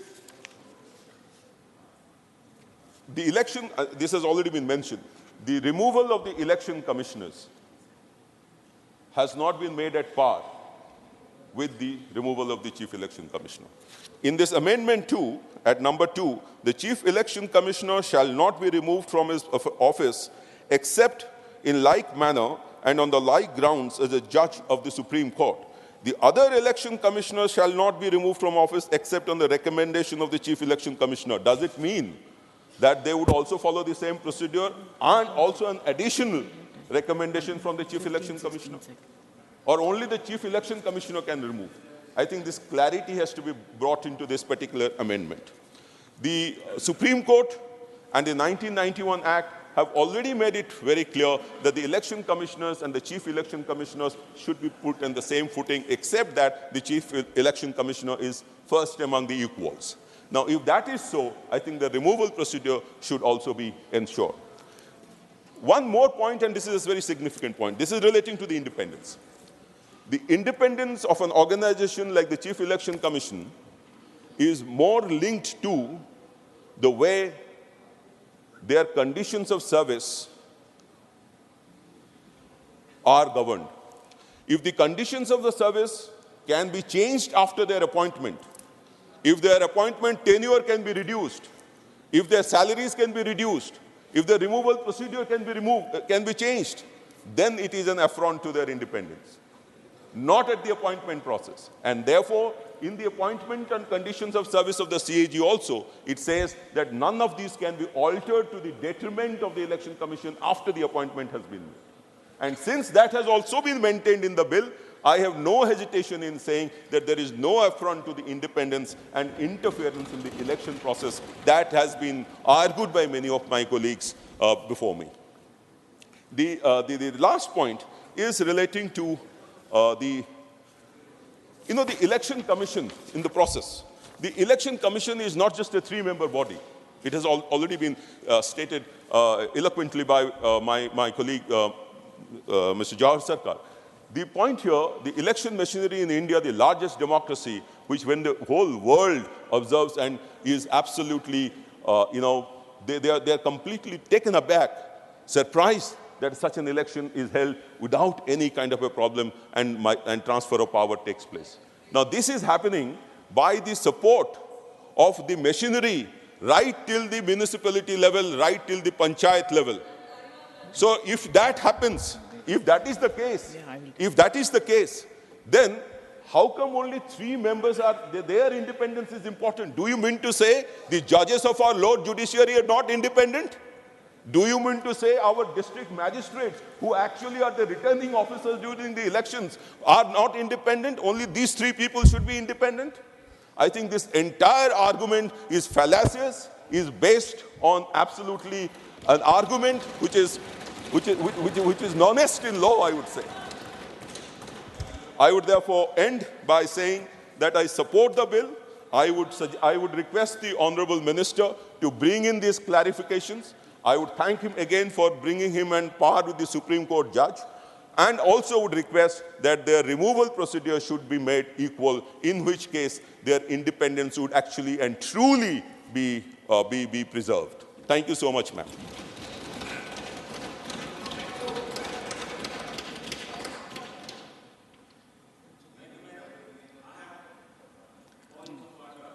It's not your turn. Subhash Chandra Bose.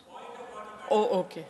Yeah, there are some offensive expressions which have been used in the speech by some members. I didn't want to interject in between.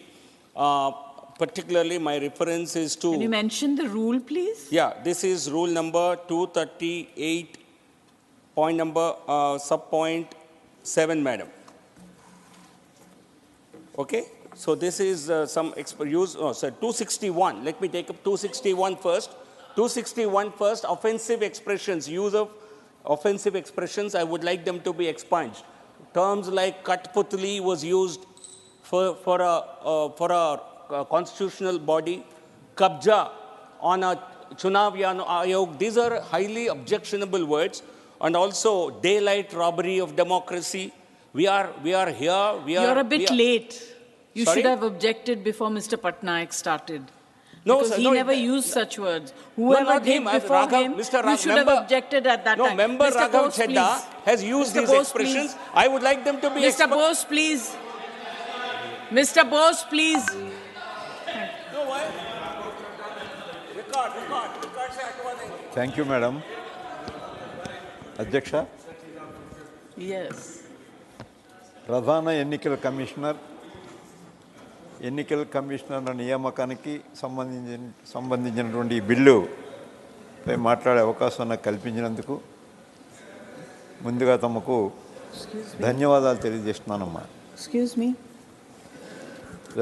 Respected madam, speaking in Telugu. On behalf of my party, YSR Congress Party, I urge to support this bill. మనది ప్రపంచంలోనే అతిపెద్ద ప్రజాస్వామిక దేశం. ఈ దేశంలో స్వేచ్ఛగా, న్యాయబద్ధంగా, నిష్పక్షపాతంగా ఎన్నికలు నిర్వహించే ప్రక్రియ మనం రాజ్యాంగం కల్పించినటువంటి ఈ వ్యవస్థలో ఒక అంతర్భాగం. ఈ రాజకీయ వ్యవస్థలో దేశంలో స్వేచ్ఛగా, న్యాయబద్ధంగా, నిష్పక్షపాతంగా ఎన్నికలు జరిపించడానికి మన రాజ్యాంగ నిర్మాతలు విజ్ఞతతో ఆలోచించి ఆ బాధ్యతను అంటే ఆ కర్తవ్య నిర్వహణను ఎన్నికల సంఘం మీద ఎన్నికల సంఘానికి అప్పగించారు. ఈ ఎన్నికల సంఘానికి చీఫ్ ఎలక్షన్ కమిషనర్, ఎన్నికల కమిషనర్లు నియమించే విధి విధానాలు రూపకల్పన చేసి ఈ ప్రక్రియకు సంబంధించి ఈ బిల్లుపై ఈరోజు మనం ఈ సభలో చర్చించుకుంటూ ఉన్నాం. ప్రధానమంత్రి అధ్యక్షతన లోక్సభలో ప్రతిపక్ష నేత అంటే మెజారిటీ కలిగినటువంటి ప్రతిపక్ష నాయకులు మరియు ప్రధాన మంత్రి గారు నియమించే ఆయన మంత్రివర్గంలో సహచరులు ఒకరిని ఈ సెలక్షన్ కమిటీలో ఎన్నికల సంఘం నియమించడానికి చీఫ్ ఎలక్షన్ కమిషనర్, ఎన్నికల కమిషనర్లను రాష్ట్రపతికి సిఫార్సు చేస్తుంది ఈ కమిటీ. సెలక్షన్ కమిటీ సిఫార్సుల మేరకు చీఫ్ ఎలక్షన్ కమిషనర్, ఎన్నికల కమిషనర్ నియమిస్తూ రాష్ట్రపతి ఉత్తర్వులు జారీ చేస్తారు. ఈ బిల్లు యొక్క లక్ష్యం చీఫ్ ఎలక్షన్ కమిషనర్ నియమించడానికి అర్హులను ఎంపిక చేయడానికి ఒక సెలక్షన్ కమిటీని కూడా అంటే సెర్చ్ కమిటీని కూడా నియమించి వెసులుబాటుని బిల్లు కల్పిస్తూ ఉంది. ఈ ప్రజాస్వామ్య విలువలు కాపాడేందుకు వీలుగా ఎన్నికల ప్రక్రియను ప్రశాంతంగా, నిష్పక్షపాతంగా, న్యాయబద్ధంగా నిర్వహించడం ఎలక్షన్ కమిషన్ యొక్క బాధ్యత. రెస్పెక్టెడ్ మేడం, ఈ ఎన్నికల ప్రక్రియ ప్రజల్లో మరింత విశ్వాసాన్ని పెంపొందించి ప్రజలు ఈ ఎన్నికల వ్యవస్థను పరిరక్షించడం ఈ బిల్లు యొక్క ఉద్దేశాల్లో ఒక ప్రధానమైనటువంటి ఉద్దేశం. With these observations I support this bill madam.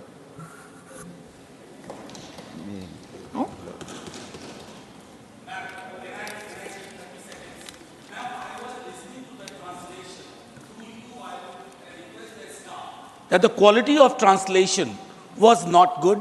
Yes. For instance, a search committee was being referred to as research committee. I just thought I should share that.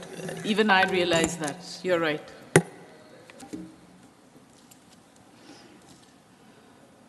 Mr. Singh, Mr. A.D. Singh. How much time do I have, ma'am? Huh? नहीं इन्होंने तो बहुत जल्दी खत्म कर दिया. इनका 12 minute का था. हम शुरू करते हैं.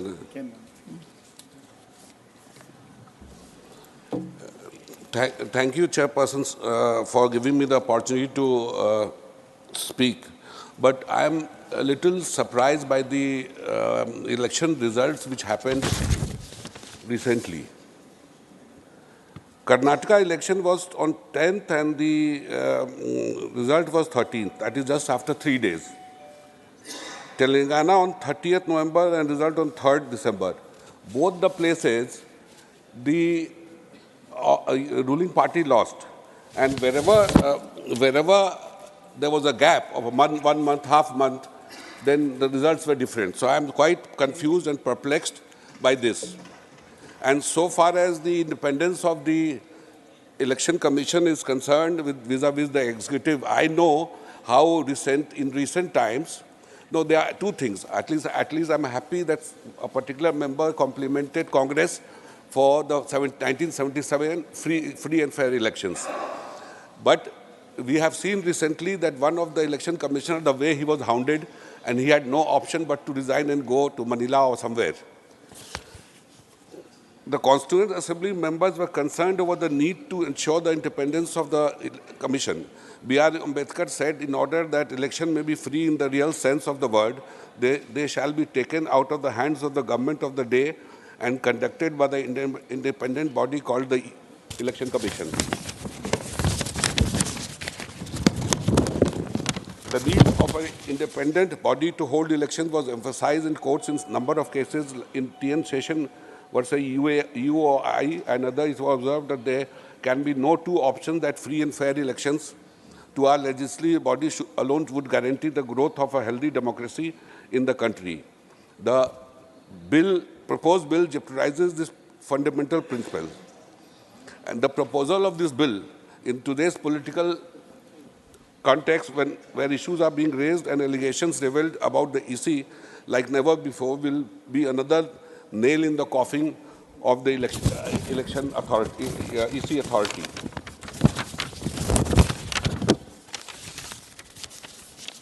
And if the government is just reversing the decision of the Supreme Court in this matter after the judgment, that 5-judge judgment, I don't want to go and repeat what other members have said. I think it is a very sad, it will be a very sad day in the history of the democracy of India. And so far as other colleagues are saying that, talking of emergency, today we have a undeclared emergency, which is worse than the one which was done by Madam Gandhi.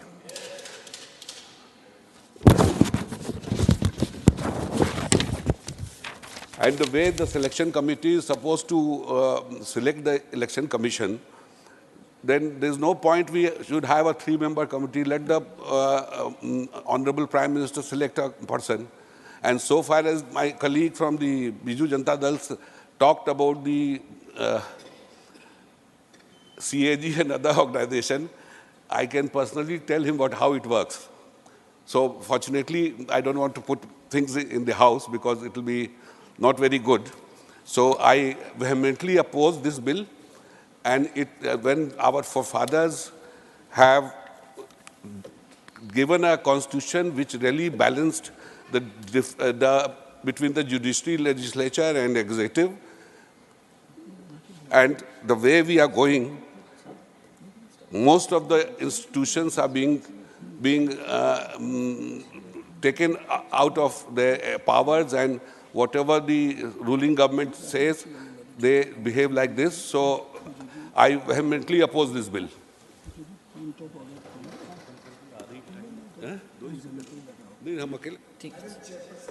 Yes. Yes. First of all, congratulations. It's wonderful to see you on the chair. It's a temporary arrangement. Yes, but when I saw it on the television in my room, it's coming across very, very elegant, very distinguished. Thank you. And very privileged to see you, holding the chair today. Thank you. I just want to share with my good friend and esteemed colleague, Mr. Singh, that he made a sweeping comment that there's an emergency and it's worse than the emergency of that time. Coming from a person from Bihar, coming from the land of Loknayak Jayaprakash Narayan, coming from the land which fought to maintain the unity and integrity of India, which is the repository of knowledge in this country, which stood up for high principles and values and fought against the emergency, so much so that thousands of political workers, for no fault of theirs, except that they opposed the then government, with no allegations of corruption, no allegations of misdemeanor or any other sort, were put behind bars indiscriminately across the country. Probably thousands from Bihar also. Many who today are in the JDU, are in the RJD and all the various offshoots, as there are so many, it's difficult to remember their names also. But all of those were a part of the struggle against the emergency, which was totally unconstitutional, unwarranted, and an attack on democracy in the country. To make such a comment, where today we are all with great freedom able to speak in this house, where today there's freedom of democracy, freedom of speech, the media is vibrant, the judiciary is protecting the interests of the people of India, there's complete freedom across the country. And the only people behind bars are criminals, are people in whose houses you find 353 crores and counting cash, illegals, stashed away money, where the only people behind bars are murderers and criminals and land mafia and sand mafia and liquor mafia and arms dealers and defense dealers. A respected in leader this day and age of the House, to compare those days of emergency with today is a blot on the very thinking of your party and the esteemed Member of Parliament. Thank you, Leader of the House. But if you are talking about freedom, I think he used his freedom. आप बैठ जाइए. आपने let's. Minute. उन्होंने कह दिया, आपने कह दिया, बैठ. What I wish to convey, that we have seen enough of freedom yesterday. That was on display by the gesticulation, by the body language. What reference he made was metaphorically. Our metaphorical statement, if it is not made, what kind of democracy? I mean, you make new buildings, but there is no idea of democratic discourse. Democracy is never, ma'am. If JP was alive today, counterfactually speaking, he would have stitched an alliance of all progressive forces against their kind of politics. Thank you, ma'am.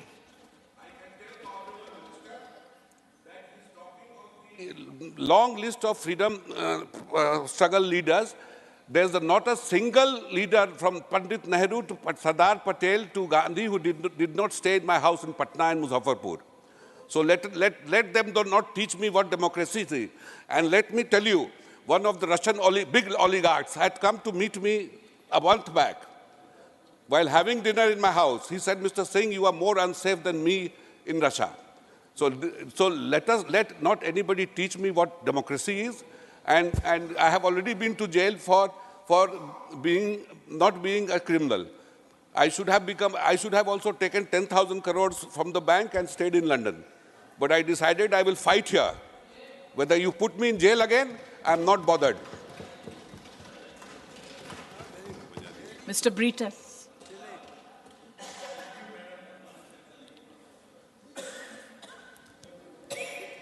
There's a tragic paradox that is in full display. Ma'am, you were not here yesterday. Yesterday, the government was praising the Supreme Court for upholding the abrogation of 370. If at all an alien had come from some other planet, that person would have been completely taken aback the way in which the government is paying respects to the Supreme Court. Thank you, ma'am. Thank you, sir. If at all that alien continued for a day more, he would have been shocked to see that there is no relevance for the Supreme Court judgment, a 5-judge judgment. Sir, this is the classic somersault that is happening in the House. So the PM has been exhorting everybody, including my dear friend Agarwal ji, to make sure that the weddings are done in India. So there is a marriage of convenience that is happening here now. You want it to be a convenient proposition to make sure that the election commission is being controlled fully by government of India. Sir, it's an absolute fact that the intention of the government is to circumvent the Supreme Court verdict. What was the spirit and letter of the Supreme Court verdict? It was to make election commission independent, impartial, and neutral. But the bill which you have brought forward is contrary to the spirit of independence and fairness. Sir, I thought that the government would be willing and yielding for comprehensive electoral reforms. Sir, I'm afraid that we are not seeing the elephants that are roaming around in our drawing room. John Bitas. Sir, the two pillars of the electoral practice now, one is money power and muscle power. Yes. I would have wished the government, if at all there was a comprehensive electoral reforms that was being brought forward, so that it would have cleansed the political arena. Sir, now with this bill that is being passed, I would say that let us close down Nirvadan Sadan, let an outhouse of the ministries be used for accommodating the election commission. Why do you want to waste time, sir, and energy, money? That is not required, sir. Sir, the Supreme Court had said that if at all there is no independence for the election commission, Mahesh Titmalaji, I invite your attention. The Supreme Court said, if at all there is no independence, it would lead to disastrous consequences. What does it mean? This bill is inviting disastrous consequences because you are making the Election Commission dependent, an appendix of the executive. Precisely that is your intention. Sir, even the search committee, the Honorable Ministry is going to head it. Even if the search committee decide on 5 people or 6 people, the selection committee can pick up somebody outside the search committee. They should have been a little more magnanimous towards the screening committee. They should at least respect the screening committee. Why is it that even the screening committee has been treated like that, without any courtesy? Sir, clause A2 says that selection committee may also consider any other person than those included in the panel by the search committee. So it defeats the purpose of the search committee, sir. Sir, electoral bonds, that is another contentious issue. It is with the Supreme Court. I don't want to comment about it. Yes. But the Home Minister had said that era of clean politics, and claims were made that it will lead to transparency and accountability in political funding while preventing future generation of black money. Sir, the same electoral bonds is opaque. That is a contention of the general public, according to me too. So, the scheme at very behest is opaque, undemocratic, and legitimizes corruption by the ruling dispensation. So, the former finance minister, I would quote him, Subhash Chandra Garg, he was there when the electoral bond was being brought in. He said that, why do business or companies donate bonds? Because they are hoping for some favor or seeking to protect their businesses. This is what the former finance secretary, who was instrumental, who was part of that team which brought the electoral bonds, said it. So what does it mean, sir? Sir, money power and muscle power, how to curb it? Sir, according to a study of CMS, the money spent in Lok Sabha election in 2019 saw a growth of 7 times from 1998 Lok Sabha polls. At that time, it was deemed to be 9,000 crore. Sir, 2019, the study says that at least 60,000 crore has been dumped for electioneering by the political parties, and major chunk would have been spent by Piyush Goyal's party.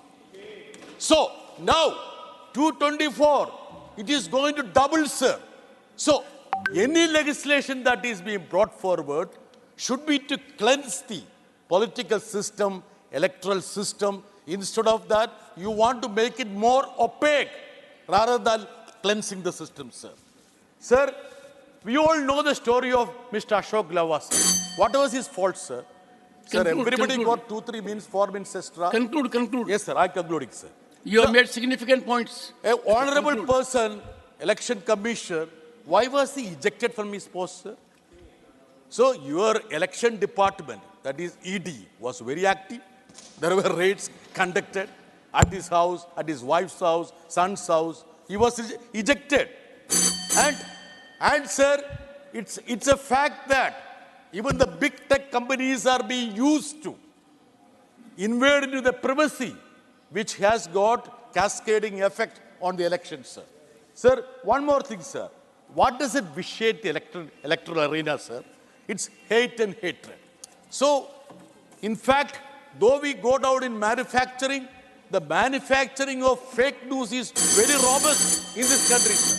So, these are the serious questions. Ramnath. Sir, I am rounding up, sir. I am rounding up. You made your point. These are the questions which... Okay. You have made good points. Sri Ramnath Thakur, honorable members, I have got इस bill पर input बोलने from का various मौका आपने members. दिया. One second. We will have voting at 6 o'clock. That is the sense of the House. 6.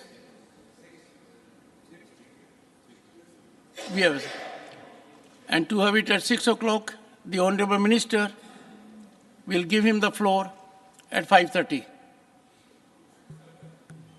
Please, Thakur साहब. सभापति महोदय, आपने इस बिल पर बोलने का मुझे मौका दिया, मैं आपके प्रति कृतज्ञता ज्ञापित करता हूं। मैं इस बिल के विरोध में बोलने के लिए खड़ा हुआ हूं।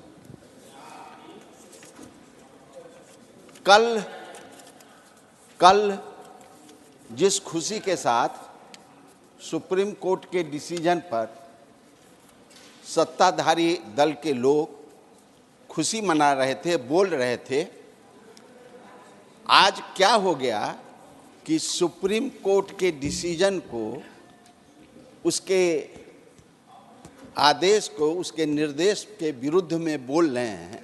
मुझको आश्चर्य हो रहा है।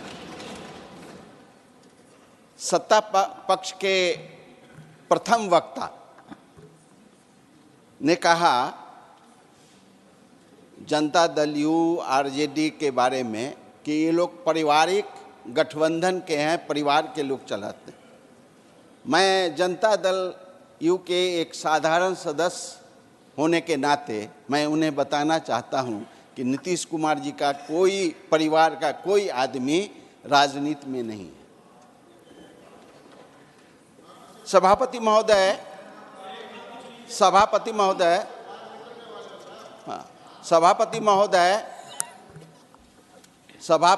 आप सीनियर मेंबर हैं।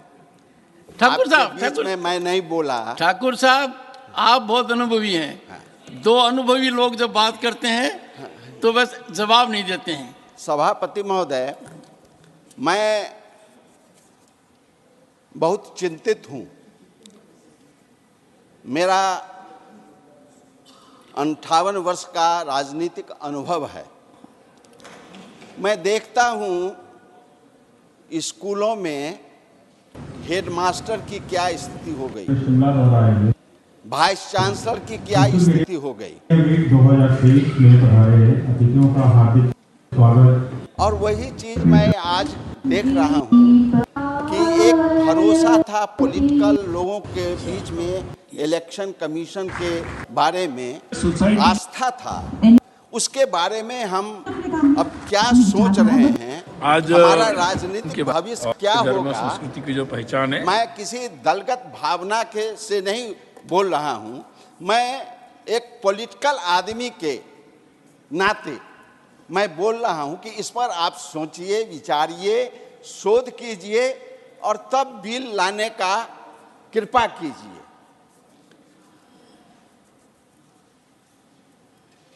पूर्व वक्ताओं ने कहा है कि जो अंबेडकर का निर्देश था, अंबेडकर की जो सोच थी, उनका जो सोच था, उन्होंने जो विचारों से प्रकाशित करने का काम किया था, उस पर हम क्यों नहीं विचार कर रहे हैं? उस पर हम विचार क्यों नहीं कर रहे हैं? शोध क्यों नहीं कर रहे हैं?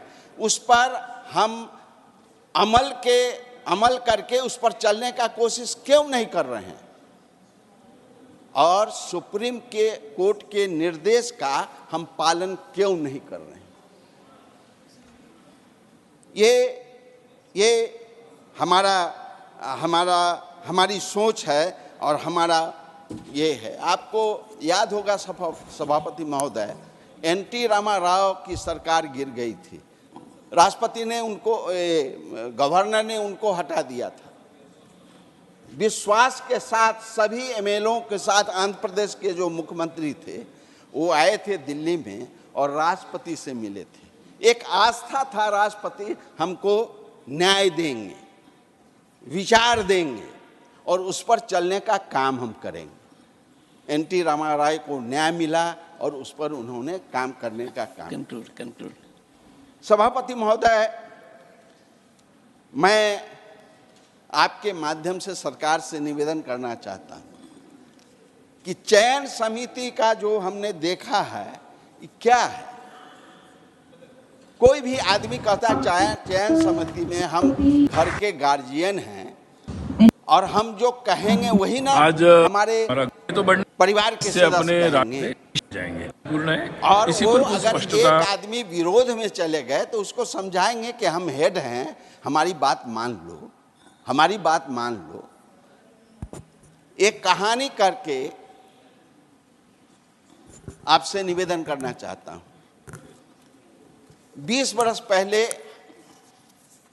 हम में और हमारी पत्नी में कुछ विचारों पर मतभेद हो गया और वो गुस्सा में कह दी कि मैं मैके चली जाऊंगी। कब? 20 साल पहले? 20 साल पहले। वो मर गई 20 मार्च 20 को। मैं मैके चली जाऊंगी। तो परिवार हमको चलाना था। अब वो गुस्सा में कह दी कि हम मैके चली जाऊंगी। तो हमने कहा कि ठीक है, तुम मैके चली जाओ और बाल बच्चों को मैं ननिहाल भेज देता हूं और मैं अब ससुराल चला जाता हूं। फिर वही स्थिति हो जाएगी, फिर वही स्थिति हो जाएगी।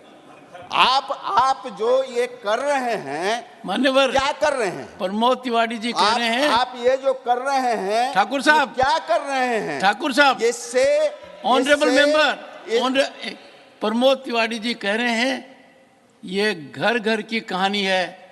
मैं प्रमोद तिवारी जी से असहमत हूं। मेरे को आज तक ऐसी धमकी नहीं मिली है। आप भगवान हैं, आप भगवान हैं, आप भगवान हैं कि आपको ऐसी परिस्थिति नहीं मिली। आप भगवान हैं। मैं आपसे निवेदन करना चाहता हूं कि सरकार को आप कहें, सरकार सोचे। सरकार से मैं निवेदन कर रहा हूं कि आप इस बिल को वापस लीजिए, वापस ले लीजिए। कहे हमारे हम तो अभी शुरू किए हैं। हो गया, 7 मिनट से हो गया। दूसरी बात मैं कहना चाहता हूं कि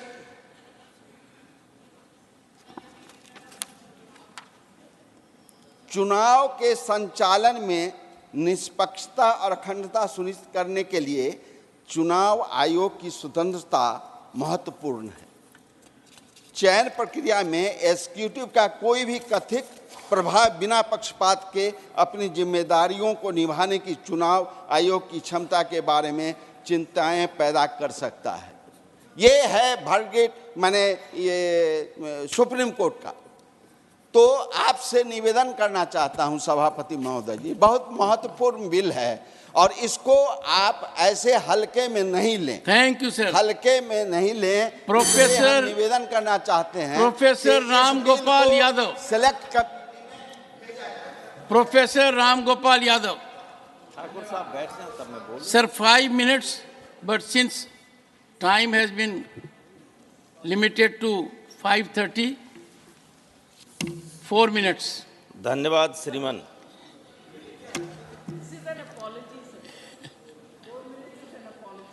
sir, Jyaji knows the difficulty of this chair. मैं केवल 2-3 बातें कहना चाहूँगा। एक तो ये कि संविधान निर्माताओं ने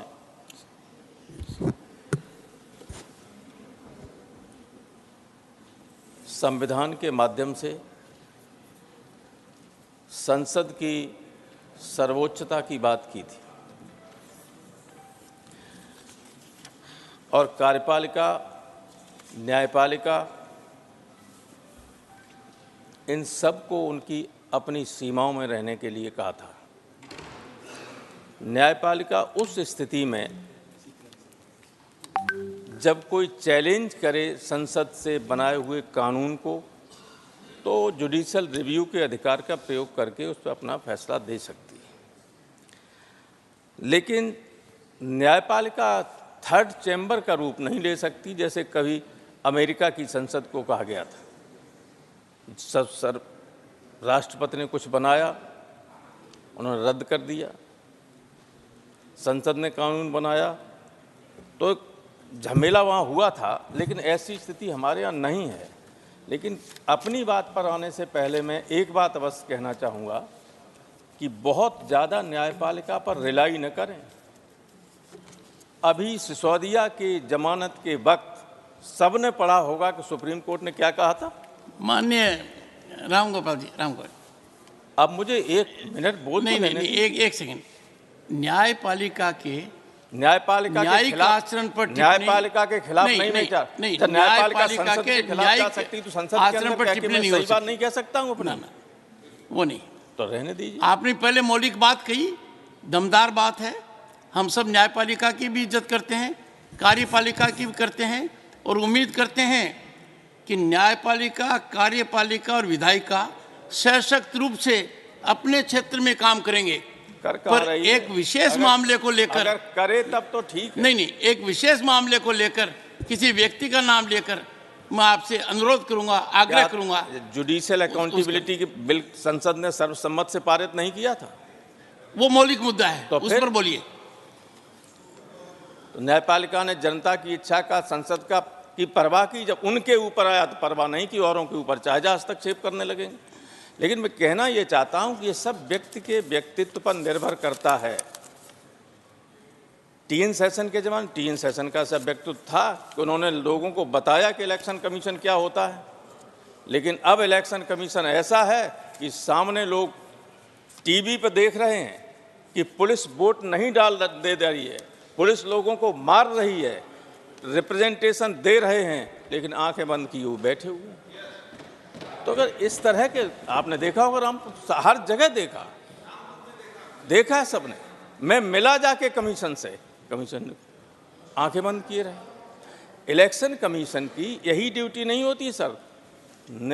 अभी वोट बढ़ रहा है, वोट कट रहा है, बूथ चेंज हो रहे हैं, आधा मोहल्ला यहाँ लगा है, आधा 3 किलोमीटर दूर लगा है। कुछ नाम ऐसे होते हैं जिनको पहचान लिया जाता है, जाति और धर्म से लाइन खींचते चले जाओ, लाइन खींचते चले जाओ। 50,000 वोट काट दिया, सुनने वाला नहीं कोई मुरादाबाद में, क्योंकि नाम से मुसलमान वोट पहचान लिया जाता है, जिसको चाहे उसको काट दो, कोई रिप्रेजेंटेशन नहीं। तो अगर इलेक्शन कमीशन में निष्पक्ष लोग नहीं होंगे, अगर वो बात नहीं सुनेंगे किसी की, तो डेमोक्रेसी क्या मतलब रह जाता है? डेमोक्रेसी का अर्थ ही ये है कि लोग अपनी इच्छा से, ईमानदारी से, फ्री और फेयर इलेक्शन के माध्यम से अपने प्रतिनिधियों को चुन सकें, अपने ऊपर शासन करने के लिए सरकार को चुन सकें। Thank you. लेकिन हो कहाँ रहा है ये? इसलिए मैं शासन से कहना चाहता हूँ, शासन में बैठे हुए लोगों से, कानून तो आप जैसा ला रहे हैं बनेगा ही वैसा। Thank you professor. आपकी नीयत पे भी लोगों को संदेह है, लेकिन ऐसे लोगों को नॉमिनेट करना इलेक्शन कमीशन में जिनके अपनी अंतरात्मा नाम की कोई चीज हो, जो अन्याय न होने दें, जो सिर्फ आपके इशारे के Laxman, doctor K Laxman, thank you ma'am, you have been here. Thank you, Chairman, sir. I have given him for giving this extra opportunity to speak on this amendment of this. You have been very kind to everyone. Appointment of Election Commission. No, you have been very kind. Everyone has appreciated sir, I it. Stand here. So your sitting here has been a great challenge to me. This bill. Bharat supposed to be the largest democratic country in the world and mother of democracy. Sir, this appointment of Election Commissioner, the matter has been brought under the purview of Supreme Court. The Supreme Court has made it very clear. A temporary committee constituting Prime Minister, LOP and CJI until a law is enacted in the Parliament. But unfortunately, our friends, colleagues started saying that CJI has been removed from this 3-member committee. मैं बधाई देता हूं हमारे law minister को। Apart from prime minister, LOP, leader of opposition and an union minister, subject to correction, LOP, I don't think there is a opposition status even for this present Congress party in the Lok Sabha. In spite of that, our Honorable Minister is liberal enough to include as the largest party's leader also been included in the three-member committee. And sensing that even in future also it may happen, भविष्यवाणी भी जानते हैं हमारे मंत्रिपद इसलिए the leader of the party which has got highest number. So, ठीक है, आपको भी समय आएगा. So there is no way in violation of the judgment, sir. They should introspect first. It's a purely a meritless criticism against this government on the appointment of these election commissioners.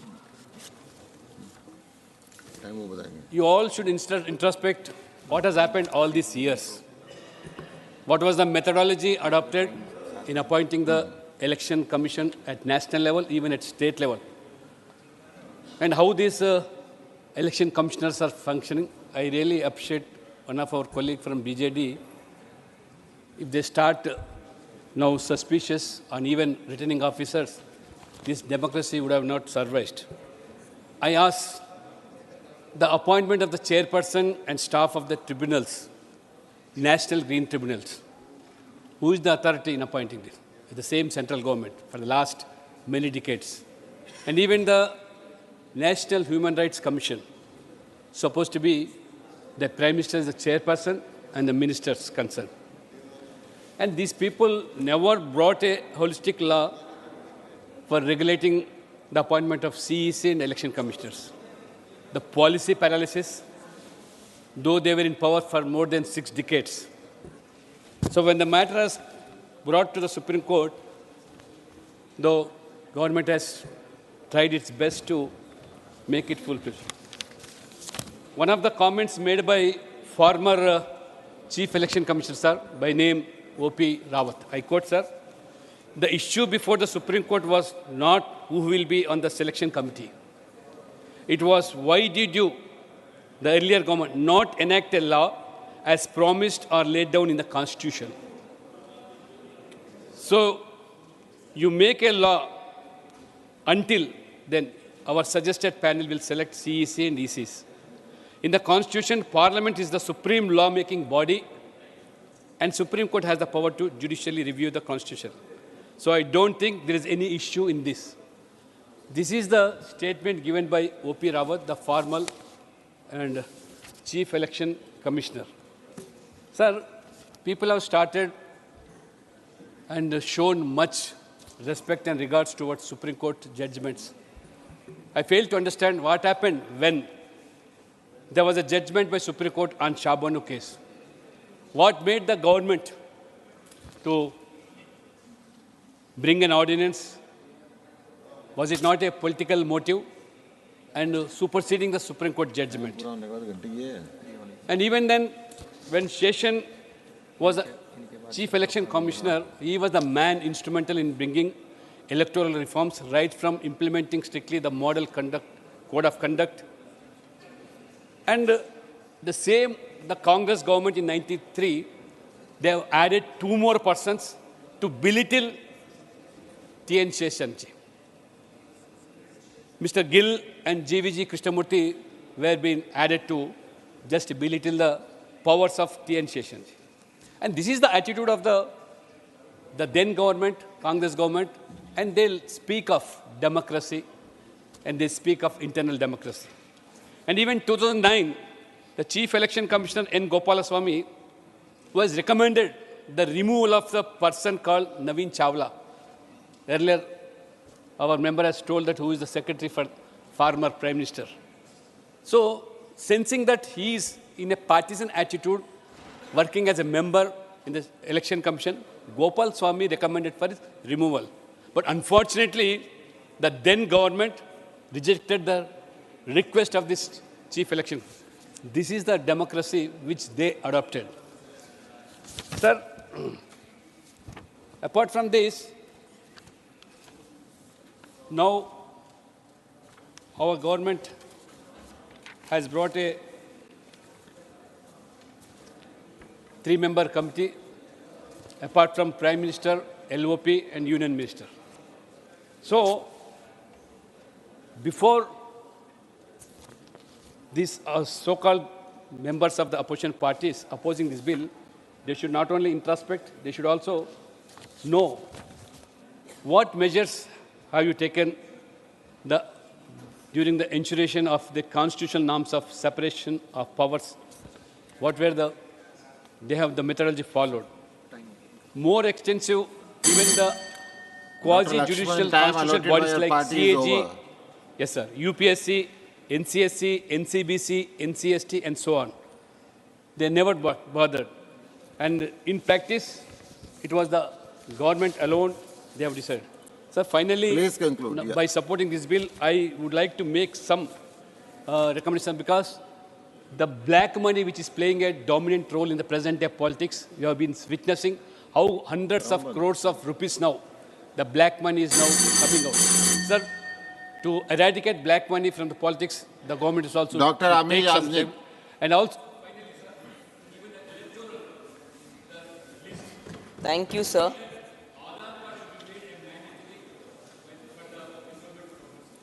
Thank you.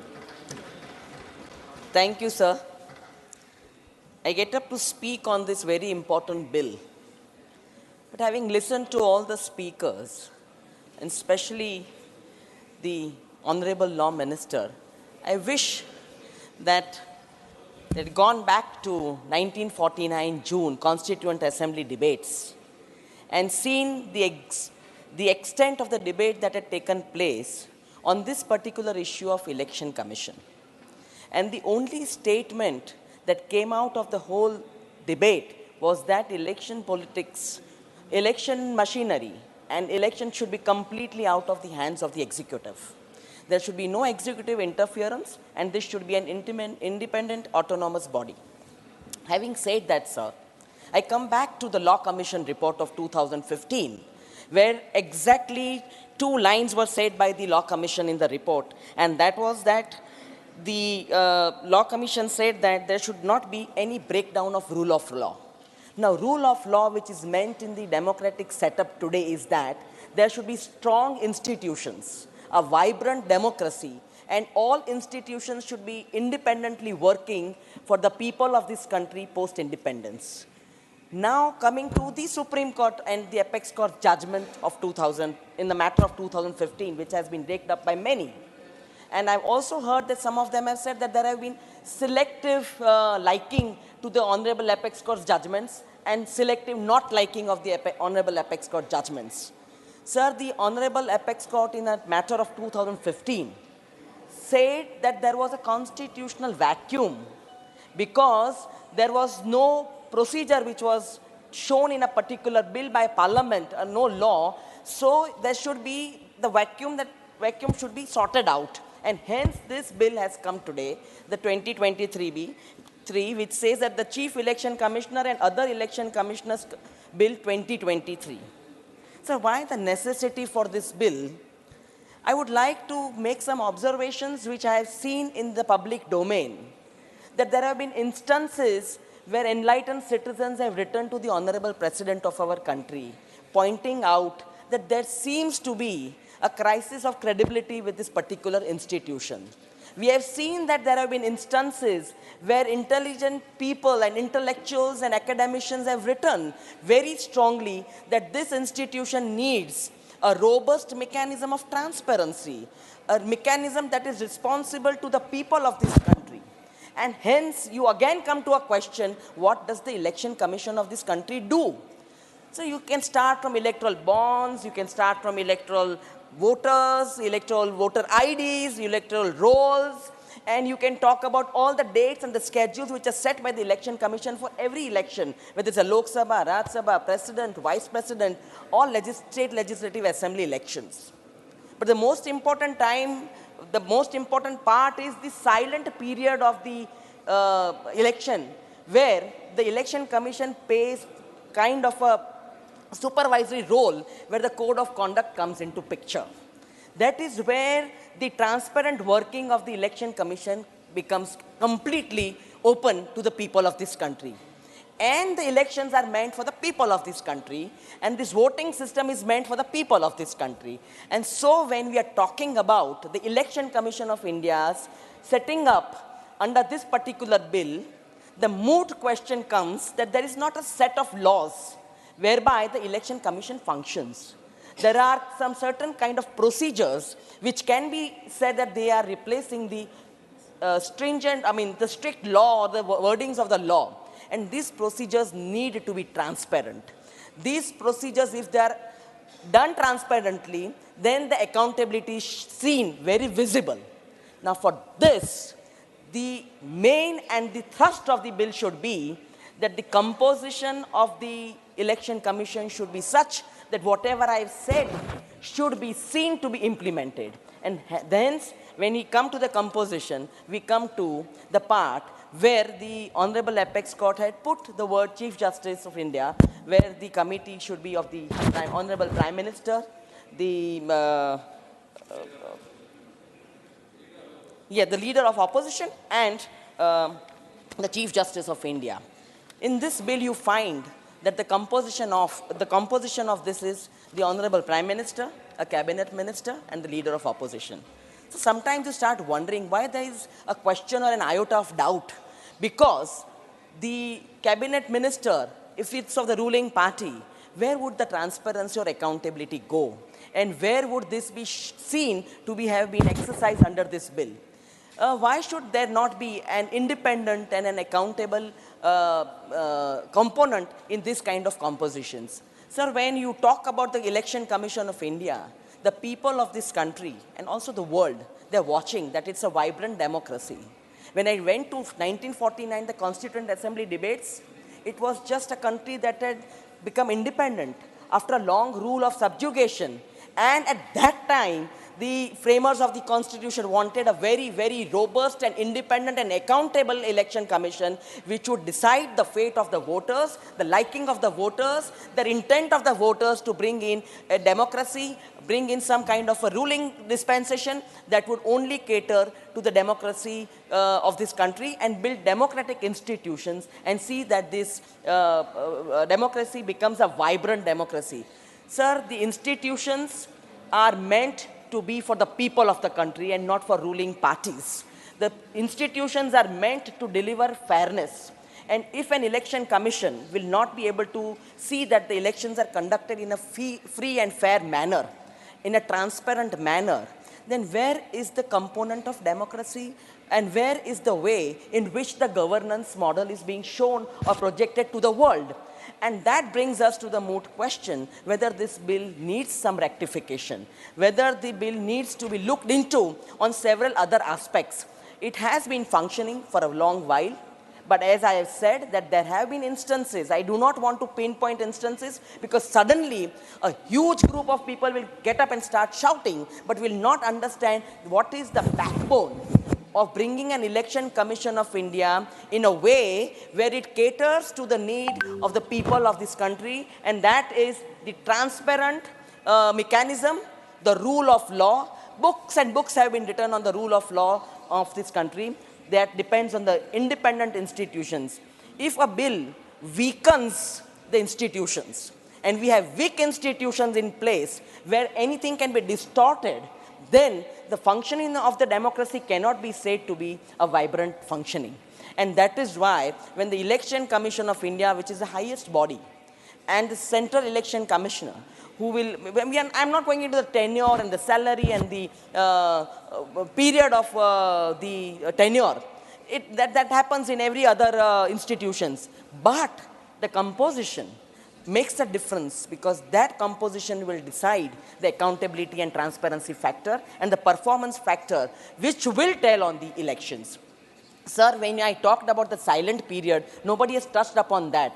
But when there's a silent period, that is the time where the Election Commission has to function very strictly and has to be very vigilant, because if that code of conduct is breached, and when the voters are given that silent period to make up their mind where they want to vote, and at that particular time, when a particular ruling dispensation comes up with some kinds of statements that we would be doing this, we would be doing that, we have done that, and tries to influence the voters, this falls in the arena of the Election Commission. And as there is not a stringent procedure or rule or law it is governed by its actions, and these actions are dependent on who is sitting in that particular election commission's body. Hence, sir, coming back to the election commission's regulation procedures and how this model code of conduct and parties is being governed, I think that is the main crux of the whole matter. So the Honorable Apex Court saw that there is a constitutional vacuum, and this has to go in the arena of the parliament, and the parliament can only make a bill or pass a bill and make a law. Hence, the Apex Court's order was that this should be the composition. But when the framers, the parliamentarian sitting here and bringing a bill thinks that this can be changed, it can be brought in a way where it is not seen as independent composition, where it raises some kind of doubt, and hence this debate, and everyone comes out with some point or the other. I think it's time that the Honorable Law Minister looks at this particular point of the composition aspect, because anyway the duty is going to be performed. You are in public eye, and I do not want to show what has happened in the past. I just mentioned a couple of them issues. Some of them are already pending before the Honorable Apex Court, where the Election Commission has been asked a question, and that depends, that pertains to several factors. Parties' money, parties'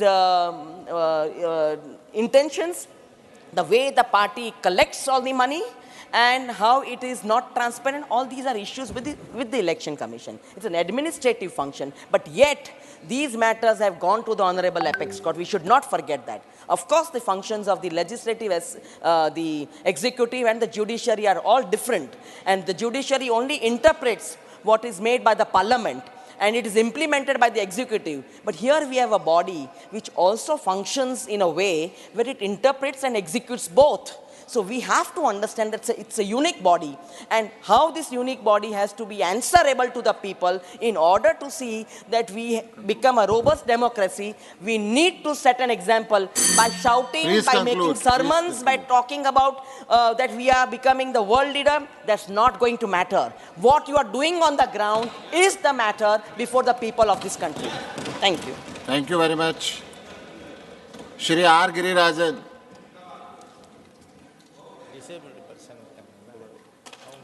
Shri R. Girirajan ji. Thank you, Chairman, sir. I thanks to our party floor leader, Trichy Siva. Whenever the Honorable Supreme Court intervened to save the democracy, this union government shows its strength through this house and destroy the vicious views of the Supreme Court. Sir, earlier, the National Capital Territory Amendment Bill, it has been amended by this house with a brutal majority. Now, the union government wants to make easy like puppet. The bill seeking to exclude the Chief Justice of India from the panel to select the Chief Election Commissioner and Election Commissioners is deeply flawed. Sir, this bill will undermine the very democratic foundation of the picking very important executives to oversee the election process in autonomous and neutral roles. This will provide the worst possible optics to the appointment of the election officials from among a set of the chosen bureaucrats or others by a panel of government officials. Soviet Premier Joseph Stalin once said, "It is not the people who vote the count, it is the people who count the votes." I think the present bill reflects the minds of the ruling dispensation execution of the ideas of the Joseph Stalin. In eroding the process of holding elections and counting votes that has been largely done in a favor way to satisfy a large working electoral democracy like India. The present rulers are opening a Pandora's box, may let loose forces that may come back to the bite. Sir, this bill, rather than strengthening the democratic fabric of our nation, poses a risk to the independence and authority of the Election Commission. The proposed legislation undermines the crucial role of the Election Commission plays in upholding the democratic principles of our country. I strongly urge every member of this House to vote against this bill and instead supporting a fully functioning democracy that India represents. Sir, now you are in Treasury bench. Before 1990, we were having a few members in this parliament. Now you are in a brutal strength. It will not continue tomorrow. One day will come. Your acts will be amended. Mind it, my friends. Thank you, sir. Thank you very much.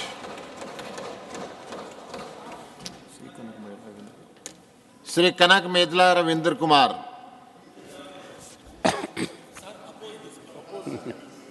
Sir, I am very thankful to you, sir, for giving this opportunity to participate in the discussion and the bill pertaining to appointment, service conditions and term of the Chief Election Commissioner of India and other election commissioners.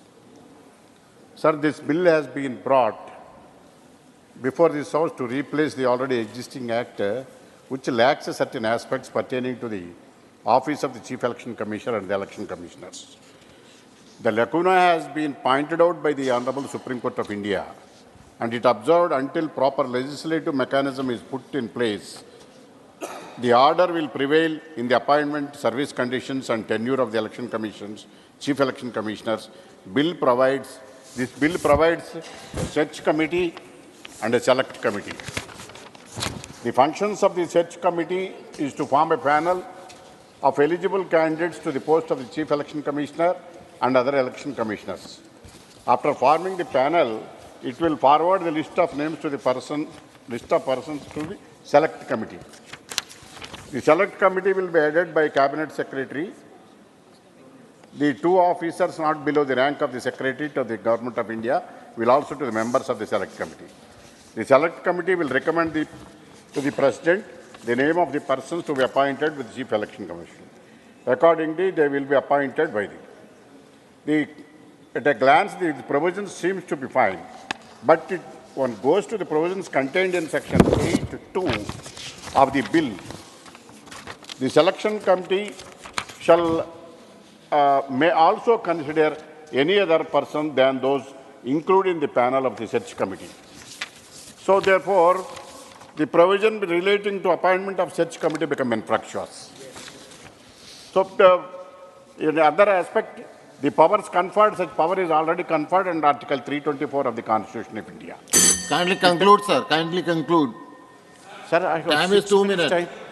I have 6 minutes time, sir. 2 minutes. So I am sure that 6 minutes time. No, sir.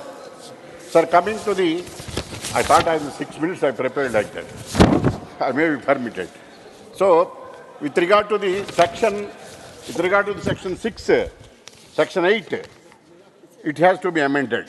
The coming to the other action, other provision with regard to the section is concerned, there is no mention with regard to the appointing authority of the select search committee members.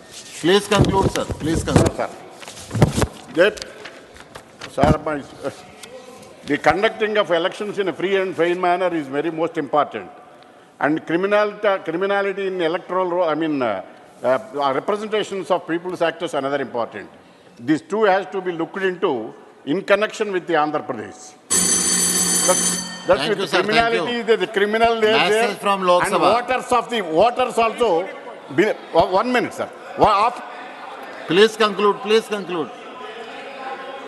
And deleted by the behest of the state government. That is to be condemned.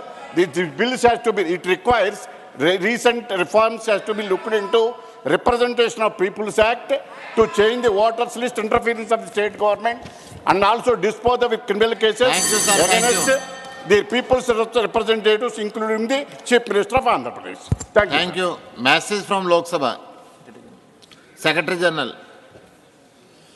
Sir, with your kind permission, I rise to report that the Lok Sabha at its sitting held on 12th December 2023 passed 1. The appropriation number 3 Bill 2023 and 2.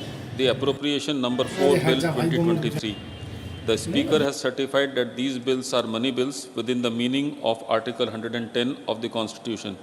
I lay a copy each of the said bills on the table. Dr. Dinesh Sharma, 2 minutes.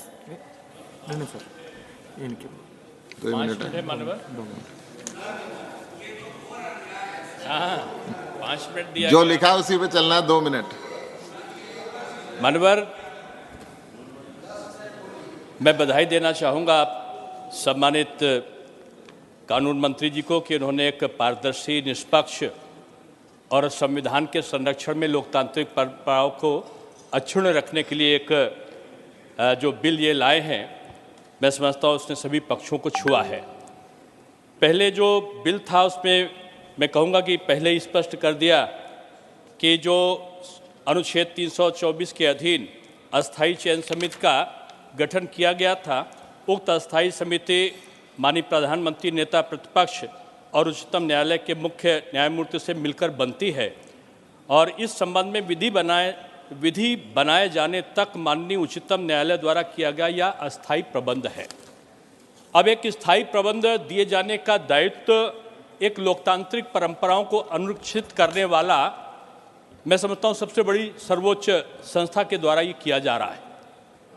मुझे आश्चर्य होता है उन लोगों पर जिन लोगों ने कभी भी जो संवैधानिक संस्थाएं हैं उनका पूर्णतः सम्मान नहीं किया और आज इमरजेंसी ऐसी स्थितियां आई, साहबानों के प्रकरण में विभिन्न प्रकार के जो न्यायालय के निर्णय थे उनको बदला गया, लेकिन आज जो दिए गए तथ्यों के आधार पर पारदर्शिता के साथ में जो तमाम संशोधनों के साथ एक पूर्ण व्यवस्था को देने का काम इस विधेयक में किया गया है, उसके बारे में तमाम आपत्ति उठाई।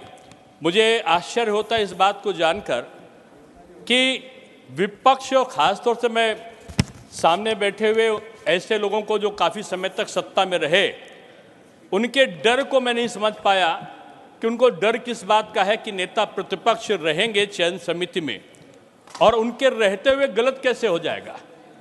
क्या वो अपने नेता को जो प्रतिपक्ष नेता के रूप में कमजोर मानते हैं या वो ये मानते हैं कि अगले बार हमारा नेता प्रतिपक्ष नहीं हो सकता? Please conclude, time is over, allotted by your party। 5 minute का समय मान्यवर मुझे दिया गया था पार्टी की तरफ से। 5:30 मैं मंत्री ये जी कह को बोलना सकता है। हूँ कि आज ये विधेयक एक लोकतांत्रिक परंपराओं की एक निष्पक्ष प्रक्रिया को पूर्ण करते हुए तमाम प्रकार के प्रावधानों को करते हुए इसमें इसको लाया गया है और जो लोग ये समझते हैं कि ये सार्वभौमिक नहीं है, जो ये समझते हैं कि इसमें पक्षपात हो सकता है, मैं समझता हूँ भ्रम की स्थिति है।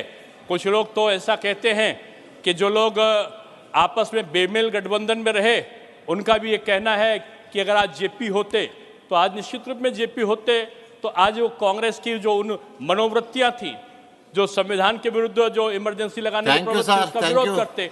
मैं ये मानता हूं कि आज का विधेयक है पूर्णतः न्याय संगत और लोकतांत्रिक परंपराओं का अनुरक्षण करने वाला ये बिल है। मैं इसका पूर्णतः समर्थन करता हूं। Sir, how many minutes? 2 minutes. 2 minutes. No, sir. The total time allotted was 6 hours for this bill. In that way, we have a right to have 6 minutes. But it is written here for 2 minutes. No. Tell me the reason. Please start. Your time is started. In 2 minutes, how can I talk on an important bill? It is given to everyone 2 minutes. No, sir.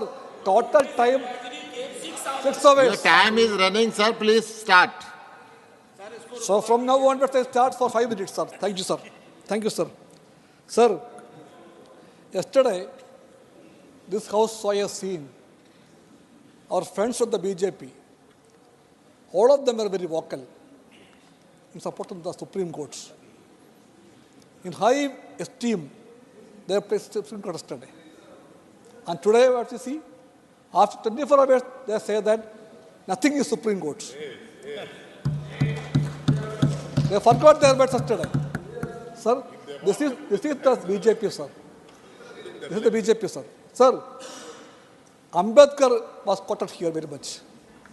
Our friend Shiva quoted him. And we all remember that words. That debate in the assembly, which was meant for the framing of the constitution, was very clear, sir.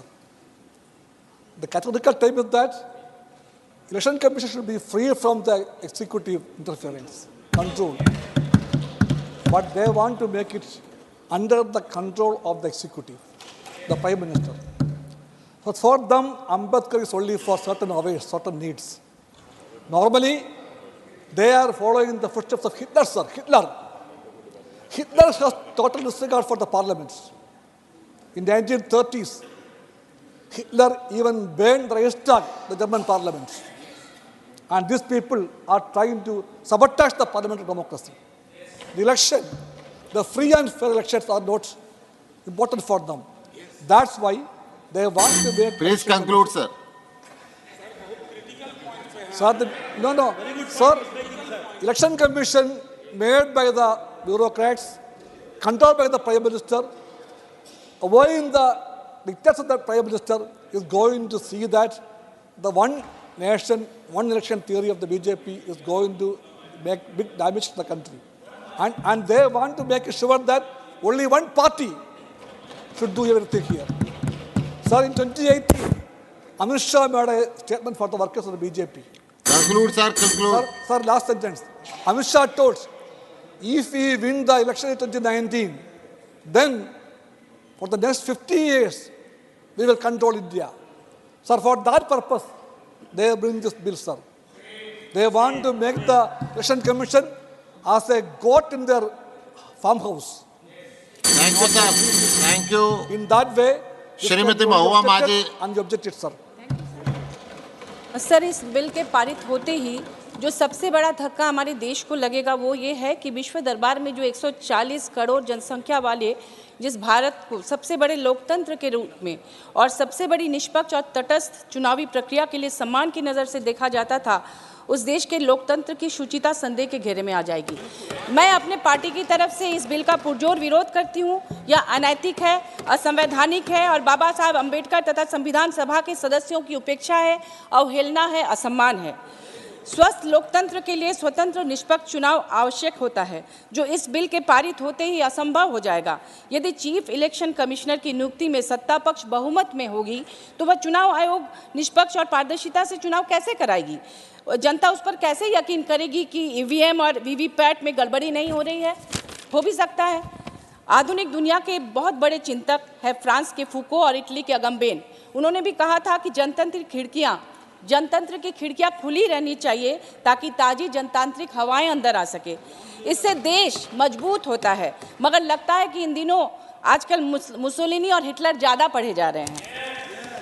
अभी जो चुनाव आयोग है वह देश का चुनाव आयोग है, जैसे सुप्रीम कोर्ट देश का सुप्रीम कोर्ट है। लेकिन जो बिल है वो चुनाव आयोग को भारत सरकार का चुनाव आयोग बनाना चाहता है, क्योंकि अगर आप चुनाव आयुक्तों की नियुक्ति के पैनल से मुख्य न्यायाधीश को हटा देंगे और उस कमेटी के अध्यक्ष प्रधानमंत्री द्वारा चुने गए कैबिनेट मंत्री को शामिल करना चाहते हैं, तो आयोग ठीक वही करेगा जो सरकार चाहेगी। आखिर सरकार चीफ जस्टिस ऑफ इंडिया को इस कमेटी से बाहर क्यों करना चाहती है? बिल के अनुसार सरकार उनकी सैलरी भी इस तरह तय करना चाहती है कि वो सरकारी आदमी लगे। अभी उसे सुप्रीम कोर्ट के जज के बराबर सैलरी मिलती है, जबकि सरकार नए बिल में उसे मुख्य सचिव के बराबर रखना चाहती है। लोकतांत्रिक संस्थाओं को कमजोर करने और एजेंसियों के दुरुपयोग का इन दिनों सरकार पर लगातार इल्जाम लग रहा है। चुनाव आयोग को भी क्या वह अपने नियंत्रण में लेना चाहती है? आखिर इस बिल की जरूरत क्या है? चुनाव आयोग के चुनाव में सुप्रीम कोर्ट के चीफ जस्टिस को क्यों नहीं होना चाहिए? और इस कमेटी जो 3 सदस्यीय कमेटी है, तो उसमें अगर वोट होगा तो 2 उनके पक्ष में होगा, तो फिर नेता प्रतिपक्ष की क्या जरूरत है? और सरकार को यह कभी नहीं भूलना चाहिए कि दुनिया में कोई ऐसा साम्राज्य नहीं है या कोई ऐसा राजा नहीं है जिसने अनंत काल तक शासन किया। सत्ता परिवर्तन यूनिवर्सल ट्रुथ है। यदि हमारे साथियों के पास इसका कोई दृष्टांत है तो बताए। और सबसे बड़ी बात मैं कहना चाहूँगी, मैं सत्ता पक्ष से आपके माध्यम से यही कहना चाहती हूँ महोदय कि हमें यह नहीं भूलना चाहिए कि ये तख्तो ताज का दौर नहीं, ये पुरानों का दौर नहीं, ये जनशक्ति का दौर है। सब कुछ चलेगा हमारा यह प्यारा सा देश, मगर लोकतंत्र पर प्रहार नहीं। धन्यवाद। सुश्री इंदु बाला गोस्वामी 2 मिनट नहीं है। नेक्स्ट अब्दुल वहाब जी नहीं है। नीरज शेखर जी 2 मिनट। नीचे से संशोधित सूची मंगा लीजिए, संशोधित सूची आ चुकी है। मंगाओ जी मंगाओ। अजीत कुमार भुयान जी 2 मिनट।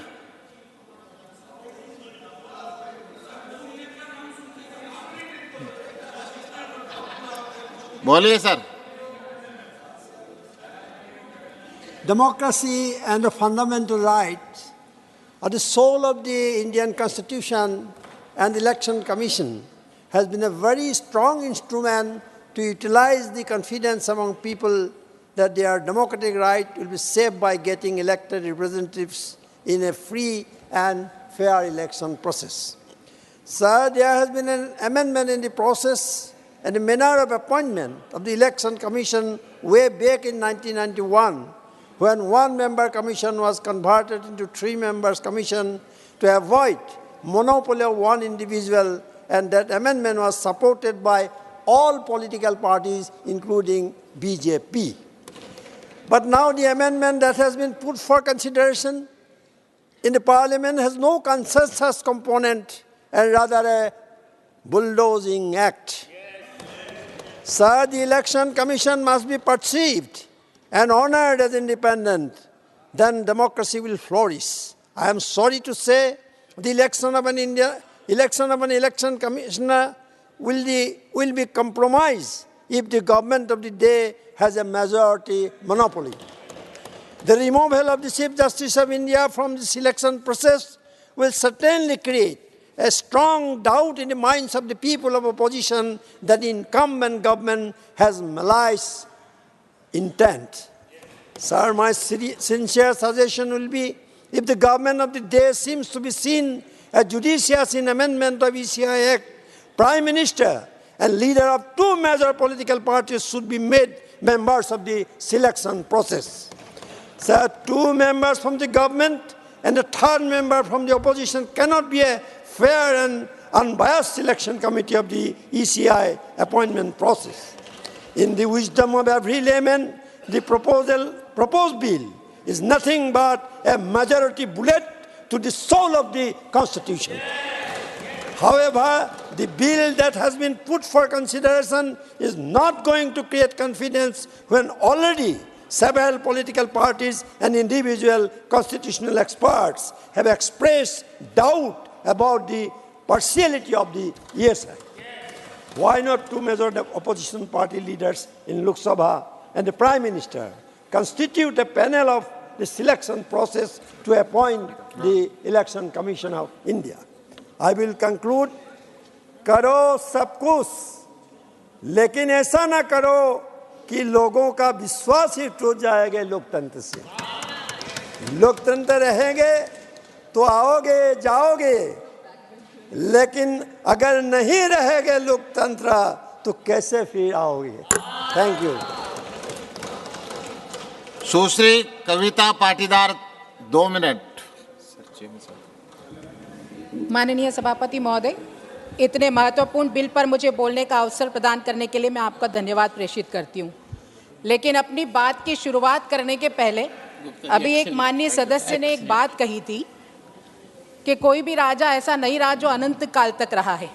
मैं उसका जवाब देना चाहती हूं कि राष्ट्र सेवा के लिए समर्पित, बिना किसी भेदभाव के लिए राष्ट्र हित में निर्णय लेने वाले लोगों को इस देश की जनता सिर माथे पर बिठाकर चलती है, और आने वाला अभी 3 राज्यों का जो परिणाम हुआ वो इसका समक्ष उदाहरण है।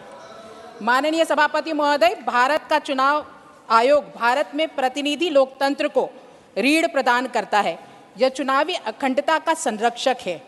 यह विधेयक मुख्य चुनाव आयुक्त और अन्य चुनाव आयुक्तों की नियुक्ति, योग्यता, कार्यकाल और निष्कासन के प्रावधानों को एक रूपता प्रदान करता है।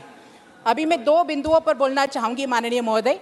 कुछ सदस्यों ने जो विपक्ष के हैं उन्होंने ये कहा कि ये बिल सर्वोच्च न्यायालय के निर्णय के खिलाफ है।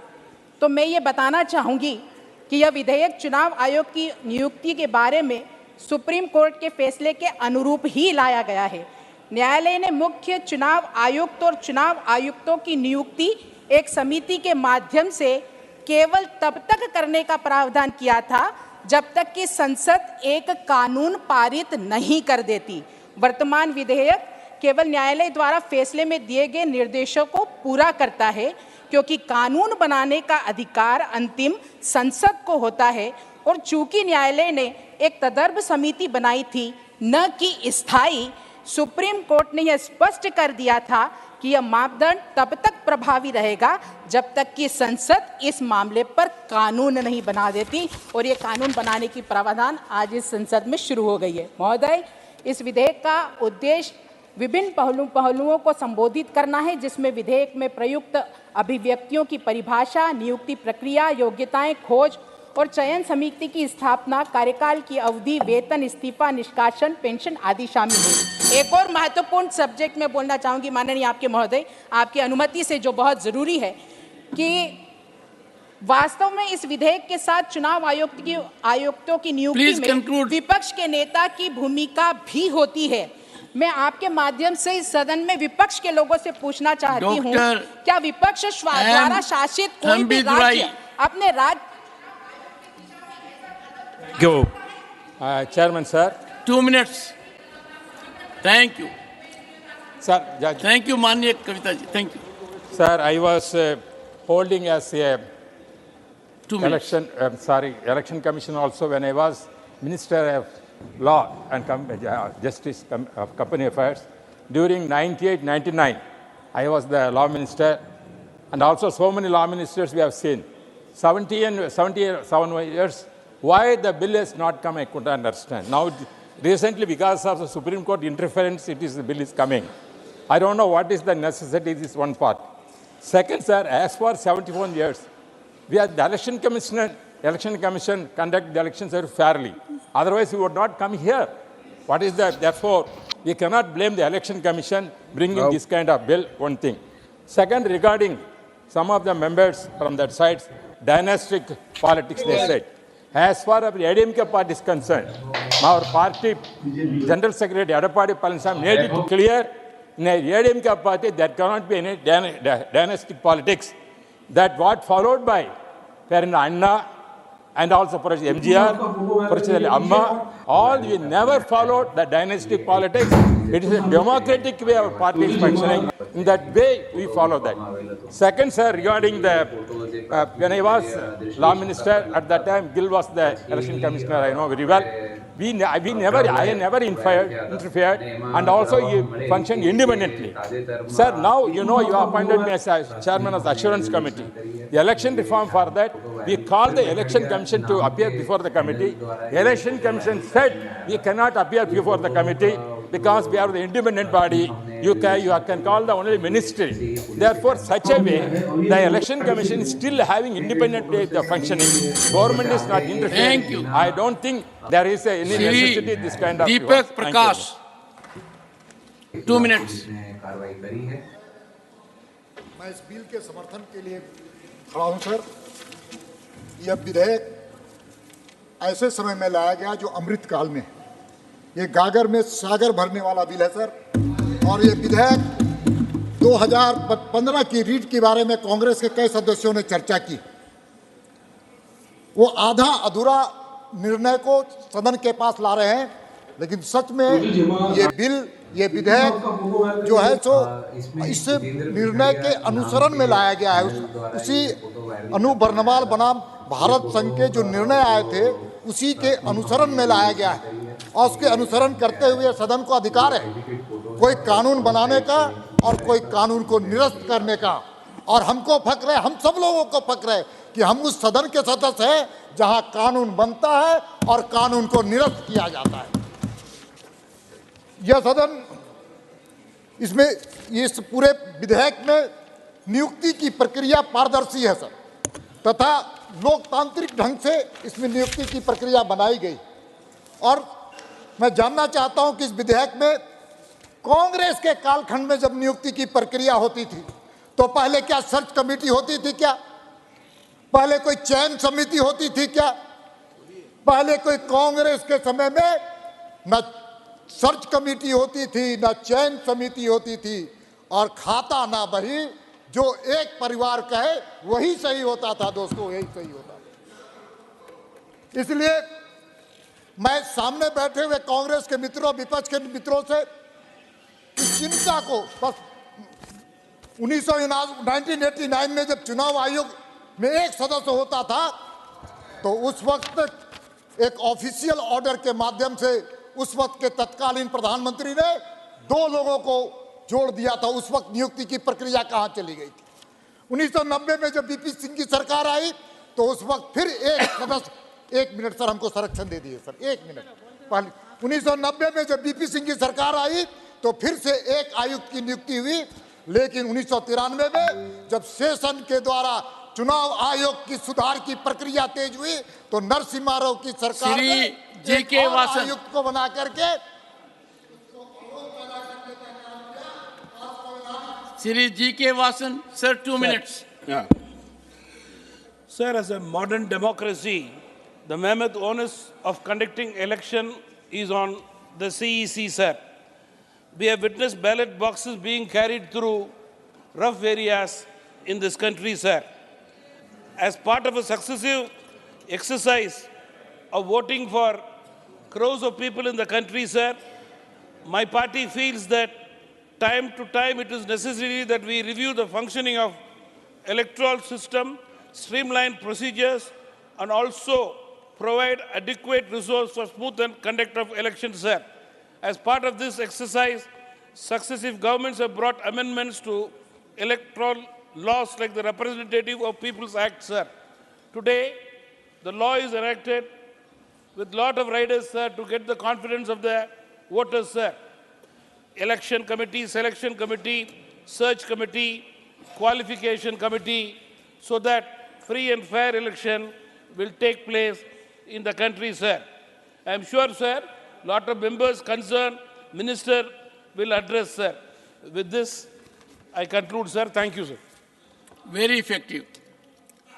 Shri Ajay Pratap Singh,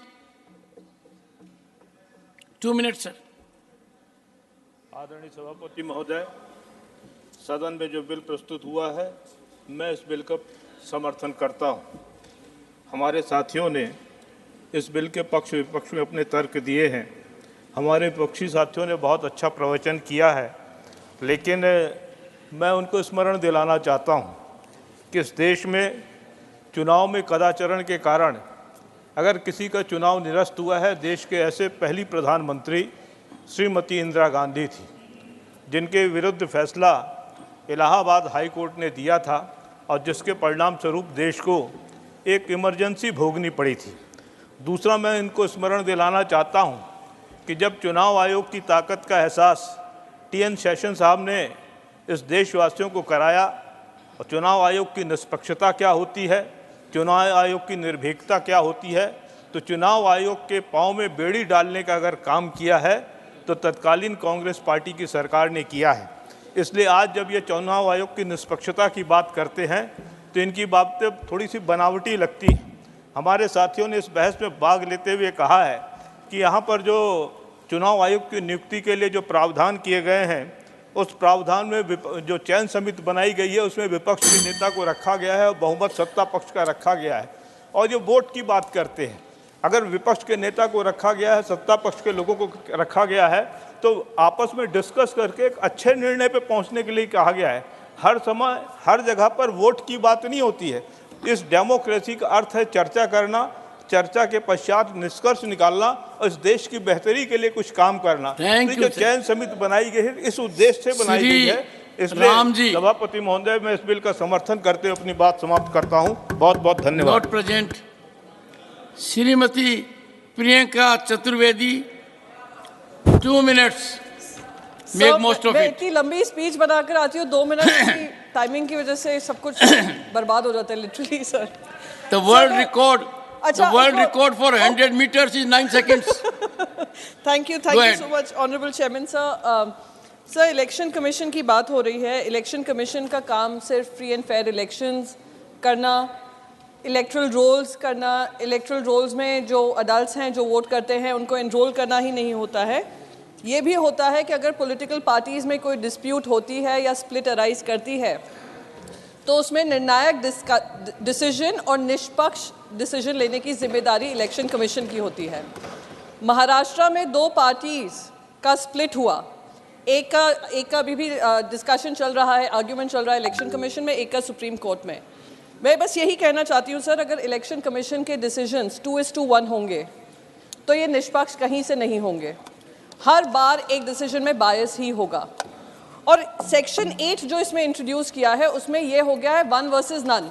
अगर प्रधानमंत्री जी ये निर्णय ले लें कि ये जो सर्च कमेटी के चॉइसेस हैं, सिलेक्ट कमेटी के चॉइसेस हैं, उनको किसी का पालन नहीं करना है, उनका खुद का एक कोई डिसीजन होगा, उसको भी मान्य रखा गया एज पर सेक्शन 8। तो मेरा मानना बस ये है, और रिक्वेस्ट क्योंकि 2 मिनट, अच्छा मेरे पास 50 सेकेंड और है सर, मेरा मानना बस यही है सर कि सुप्रीम कोर्ट को अगर कोर्ट करूंगी तो यहाँ पे दिक्कत होती है।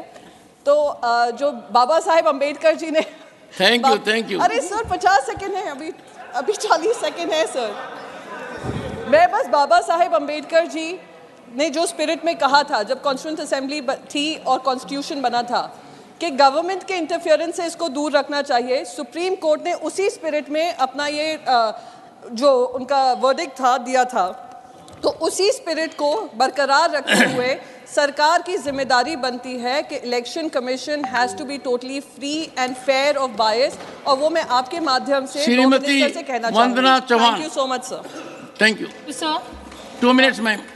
Sir, the Election Commission plays an exceptionally important role in upholding the democratic structure of our country, sir. Test of credibility of the Election Commission is not only in the efficiency and the fairness of election, but also in the neutrality, where Election Commission has to show that it does not bow down to the ruling party, sir. Lately, turning a blind eye by the Election Commission when the ruling party netas delivered hate speeches or resorted to indecent character assassination or quoting false facts and figures, and on the other side, sir, putting behind bars members of the opposition, even at the slightest slip of the word or seemed like a slightest slip, shows the changing role of the once extremely credible Election Commission, sir.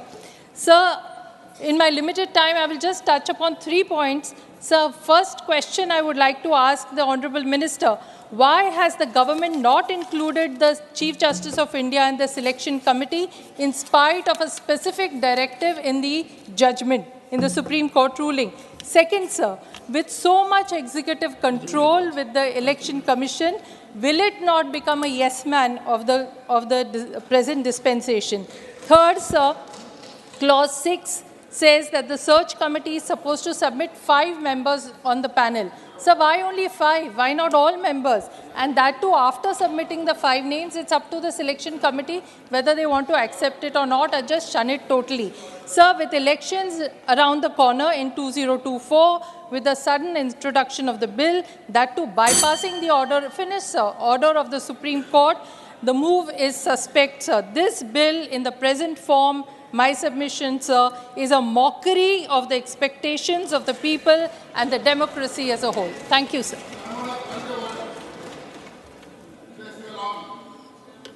Shri Arjun Meghwal. Arjun Ram Meghwal.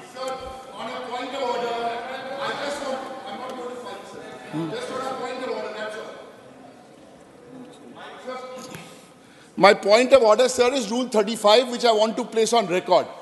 Rule 35, we have allotted, Business Advisory Committee has allotted 6 hours for this discussion. You were not I know, sir, we've had a discussion at the back. The government has forfeited 2.5 hours of time, of its own time. Honorable member, yes, you were sir. not present in the House. Sir, I will place on record, yes. No, it will not go on record. Once again, nothing will go on record. I have not given the floor. I had taken sense of the House. Leaders had spoken to me. The House had authorized it. Anyone questioning the House, I'm not questioning, sir. if you are not present, no one can help you. Sorry. No, how can you? You are putting on record something which the House has approved. Sense of the House was taken. House is supreme. We can't allow this. I have gone by the House sense, Honorable Minister, to reply the discussion. धन्यवाद सभापति महोदय। अभी थोड़ी बात reply के बाद clarification होती रहेगा। आदरणीय सभापति महोदय, आज जो चर्चा हुई है बिल पर, मैं आभारी हूं 26 ऐसे मान्य सदस्य जिन्होंने भाग लिया।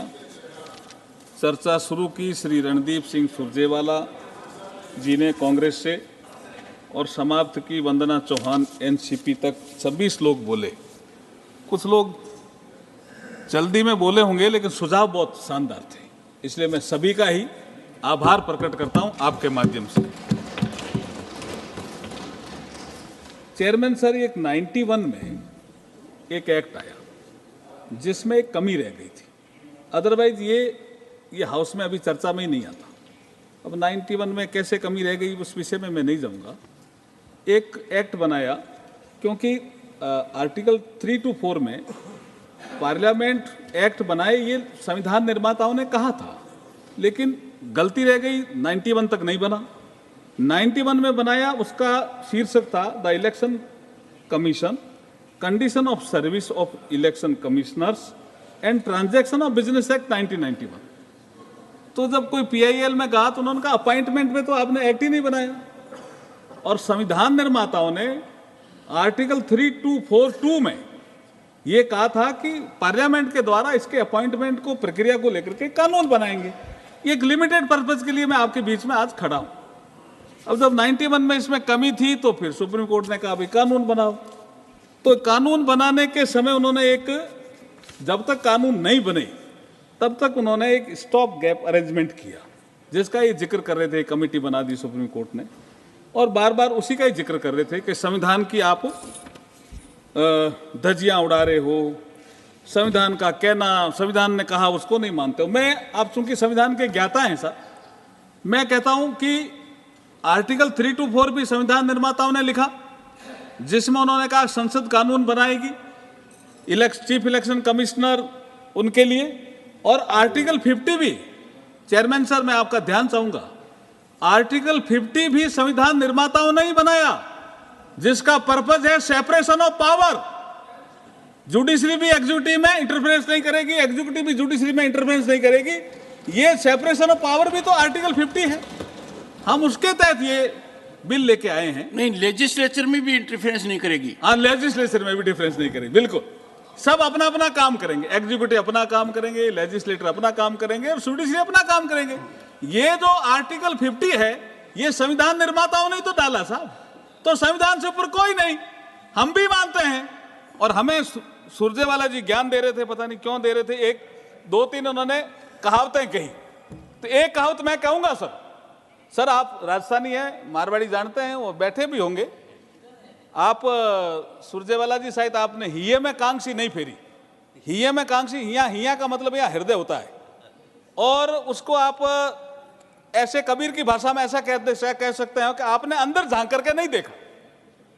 और अगर अंग्रेजी में बोलूं तो आप जो बोल रहे थे सारी कहावतें वो ठीक नहीं थी।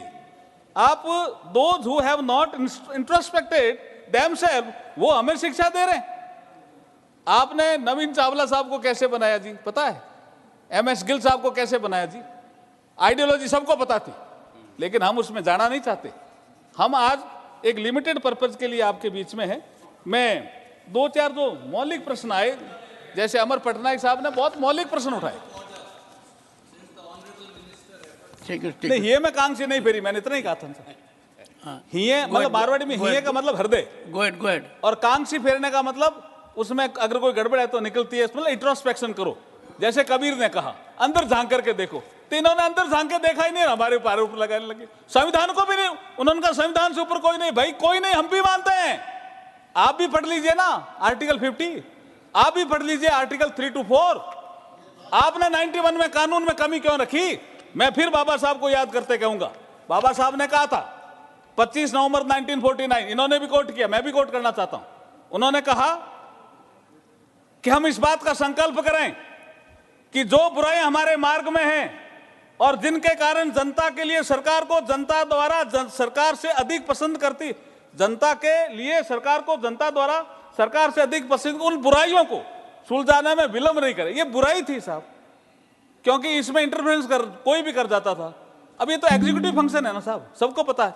अच्छा, ये कह रहे हैं प्रधानमंत्री क्यों होना चाहिए? अब इस देश के जनता ने we the people of India, ये हमारे संविधान का पहला वाक्य है। और जनता ने प्रधानमंत्री जी को चुना, और प्रधानमंत्री नहीं होना चाहिए सिलेक्शन कमेटी में। साहब ये मेरे समझ में नहीं आता कि ये कैसा आर्गुमेंट कर रहे थे, और एग्जीक्यूटिव फंक्शन में प्रधानमंत्री का कोई रोल ही नहीं है क्या? और जो लीडर ऑफ अपोजिशन है जो हमने इसमें सिलेक्शन कमेटी में दिया, उसका तो जिक्र ही नहीं किया जिसने भी बोला। तो मैं आपके माध्यम से ये कहना चाहता हूं साहब, है ऑपोजिशन लीडर इतना कमजोर है, ऐसे करके क्यों मैं आपके माध्यम से 2-3 चीजें कहता हूं साहब। ये लिमिटेड पर्पज के लिए बिल है।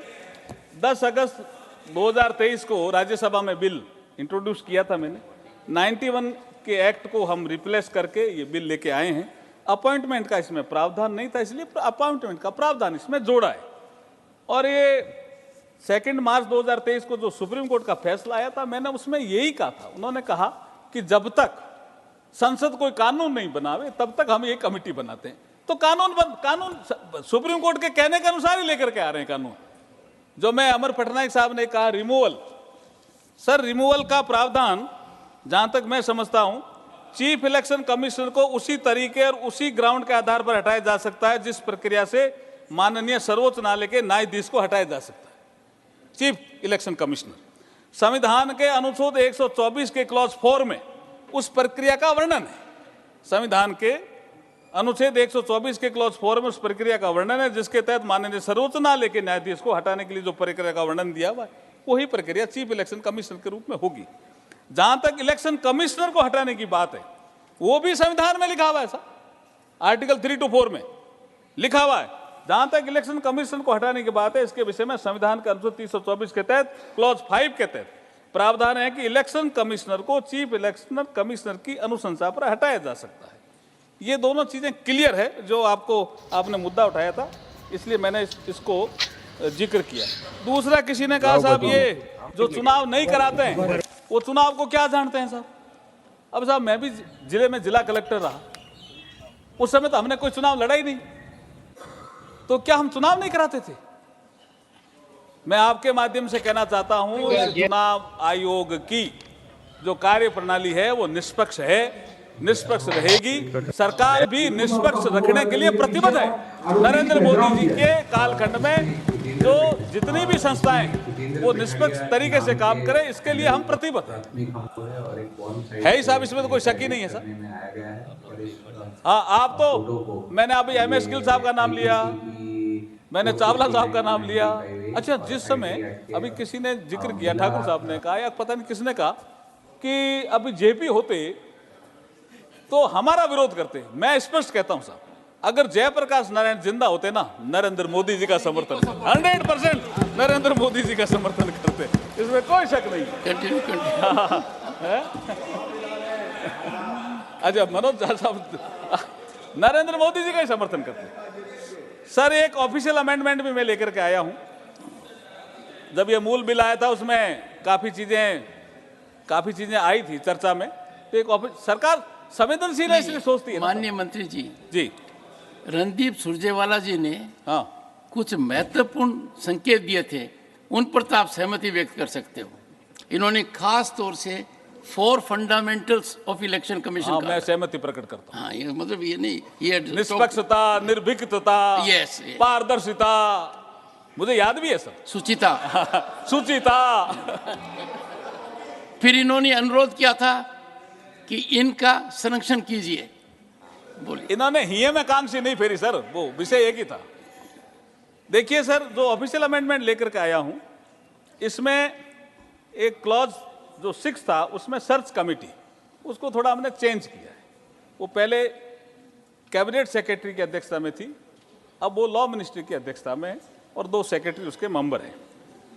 सैलरी का विषय जो कई सदस्यों ने रखा, त्रिची सुहा साहब ने भी रखा सैलरी का विषय, लेकिन ऑफिशियल अमेंडमेंट के द्वारा सुप्रीम कोर्ट के जज के बराबर सैलरी का प्रावधान कर दिया गया है।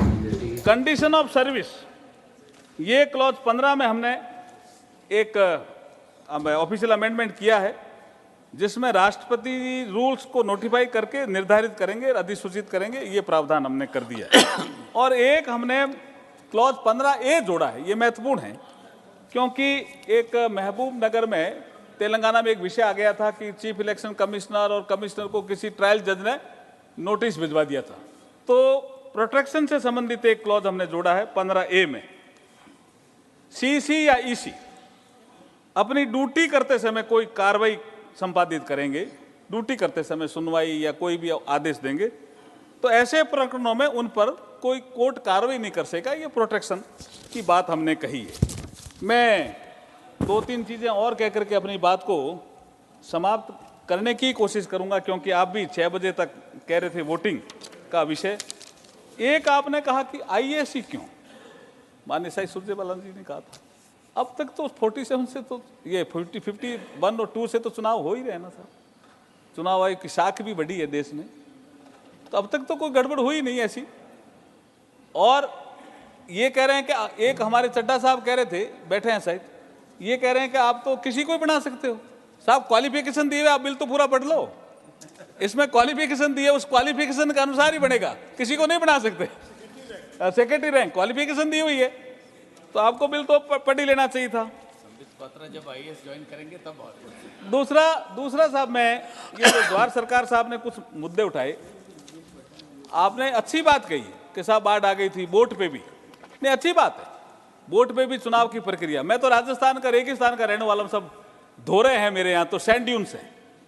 मैंने देखा हम ऊंट पर बैठ करके वोट देने जाते थे। चुनाव आयोग की इतनी खासियत है कि हमारे जो दूर गांव था उसके लिए ऊंट गाड़ा रखते थे कि ऊंट पे बैठ करके वोट देने जाओ। तो ये सब प्रक्रियाएं होती रही है साहब चुनाव आयोग ने, और ऐसे हम year to year, election to election सीखते आए, और चुनाव आयोग ने अपनी साख भी कमाई है और निष्पक्षता भी बरकरार रखी है। एक विषय जो कहा चड्डा साहब ने, पता नहीं कांग्रेस पार्टी कैसे लेगी मुझे पता नहीं, इन्होंने कहा आप कुछ ऐसे अमेंडमेंट कर लो, मेरे सुझाव मान लो, मैं सारे अपोजिशन को एक कर दूंगा। तो ये क्या खड़गे साहब का रूप धारण करके बोल रहे थे, ये मेरे समझ में नहीं आया, थोड़ा सा कंफ्यूजन मेरे को हो गया था। मैंने कहा क्या विषय था, है? No, Randeep Surjewala ji, no reflection has been made to you. No, not attributing to you. Not attributing to you. No, I've taken note of it. Attributing neither to you, आपने कहा था साहब, मैंने सुना not to Mr. Raghav आपने Chadha. कहा था कि आप मेरे सुझाव मान लो, सारे अपोजिशन को मैं एक कर दूंगा। तो आप लीडर ऑफ अपोजिशन की तरह बोल रहे थे, तो मैंने कहा आपने खड़गे साहब का स्थान ले लिया क्या? मैंने इतना ही कहा।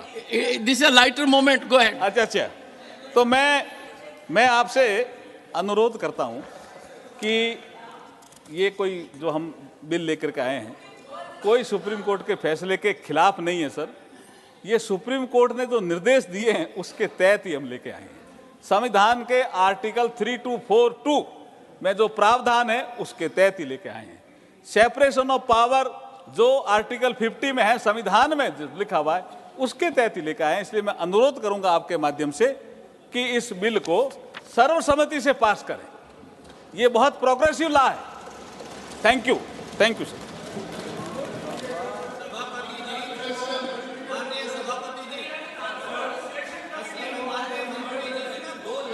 एक सेकंड तिरु जी, एक second.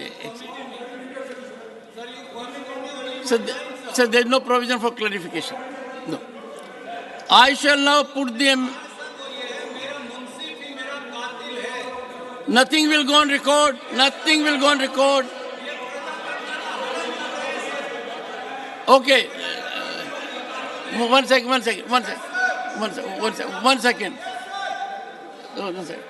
Sukhendu Sekhar Ray. No, he had indicated earlier also. I have only one constitutional point. Okay, one second. Because according to my party, this bill suffers from unreasonableness and arbitrariness. Why I am saying so? Because there is no reasonable nexus between the objects and the provision of bill, in as much as nothing has spelled out in the bill as to why the Chief Justice has been replaced by a minister, although the norm set up by the Supreme Court continued for long 8 years and continued to be held good. So why this replacement? There is no clarification from the minister. I shall now put the amendment. 1 second. Okay, Honorable Minister. I shall now put the amendment moved by Dr. John Brittas for reference of the Chief Election Commissioner and other election commissioners, appointment, conditions of service and term of office bill 2023 to a select committee of the Rajya Sabha to vote. The question is that the bill to regulate the appointment, conditions of service and term of office of the Chief Election Commissioner and other election commissioners, the procedure for transaction of business by Election Commission and for matters connected therewith or incidental thereto be referred to a select committee of the Rajya Sabha consisting of the following: Sri Vikas Ranjan Bhattacharya, Dr. John Brittas, Professor Manoj Kumar Jha, Sri Ilamaram Karim, Sri Jos K. Mani, Sri A. Rahim, Sri Tiruchi Shiva, Dr. V. Sivdasan, with instructions to report by the last day of the first week of the next 263rd session of the Rajya Sabha. Those in favor will please say aye. Those against will please say no. I think the noes have it, the noes have it, the noes have it. The amendment is negative.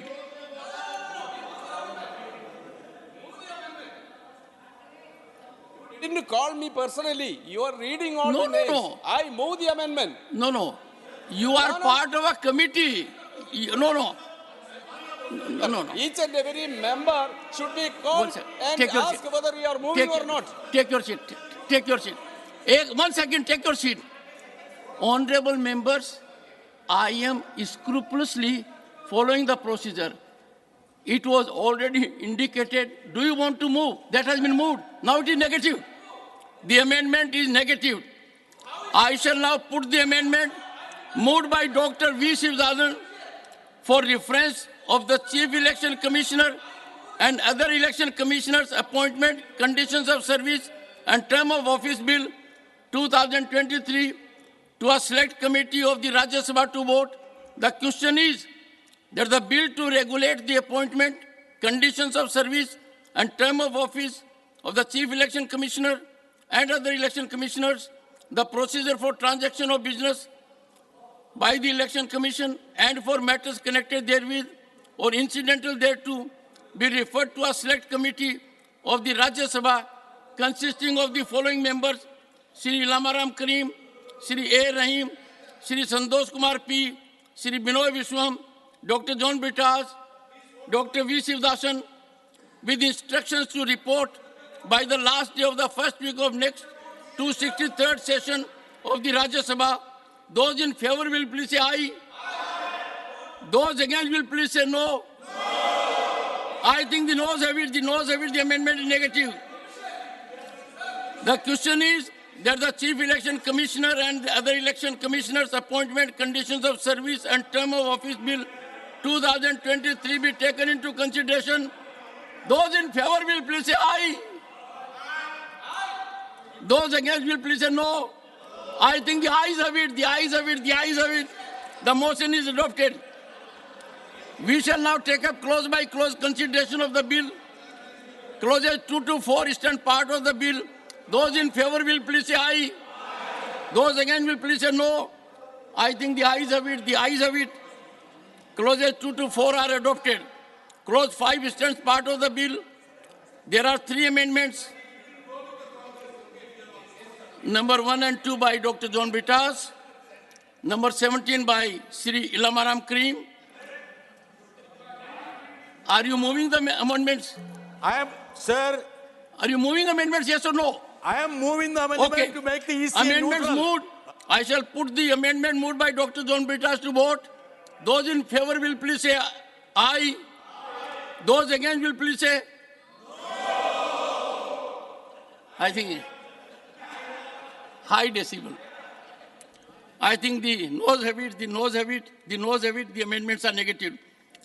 I shall now put the amendment moved by Sri Ilamaram Karim to vote. Is he here? Yes, sir. On the gate. Okay. Those in favor will please say aye. Those against will please say no. I think the noes have it, the noes have it, the noes have it, the amendment is negative. I shall now put clause 5 to vote. Those in favor will please say aye. Those against will please say no. I think the ayes have it, the ayes have it, the ayes have it. Clause 5 is adopted.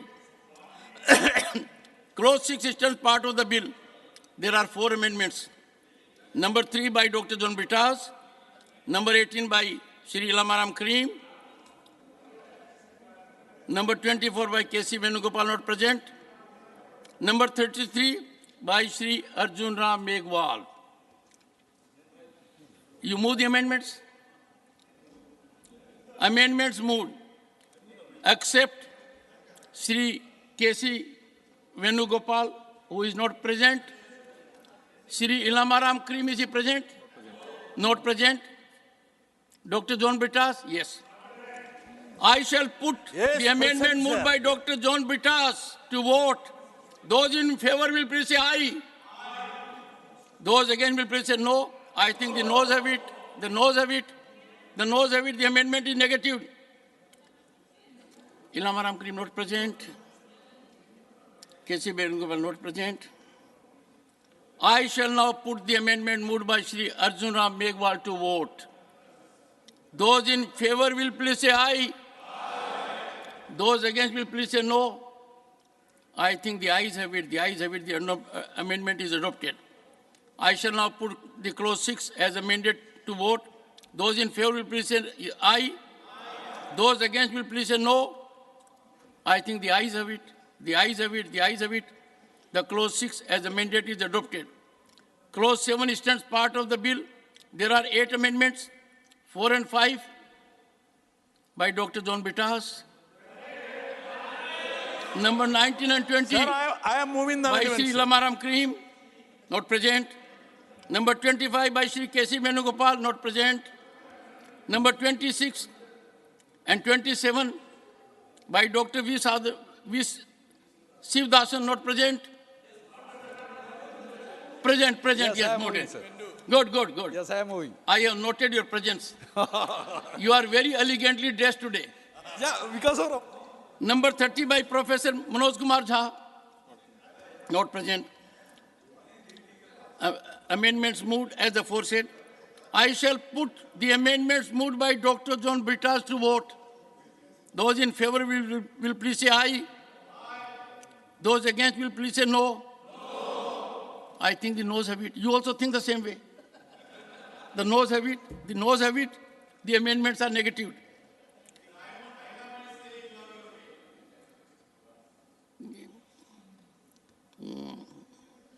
I shall now put the amendments moved by Dr. V. Sivdasan to vote.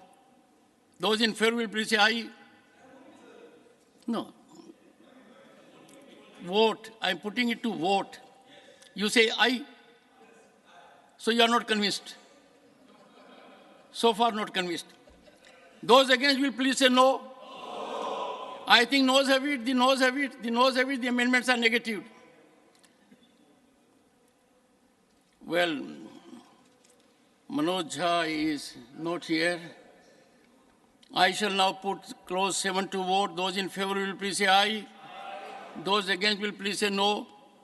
I think the ayes have it, the ayes have it, the ayes have it. Clause 7 is adopted. Clause 8 stands part of the bill. There are 2 amendments. Number 6 by Dr. John Britas. Number 31 by Professor Manoj Kumar Jha. You move the amendment? Dr. John Britas? Yes. No, your voice is loud enough. At least I need to say in mic, no? I move the amendment, sir. Honorable members, now it is 6 p.m. If the House agrees, we may extend the sitting beyond 6 p.m. for disposal of the bill.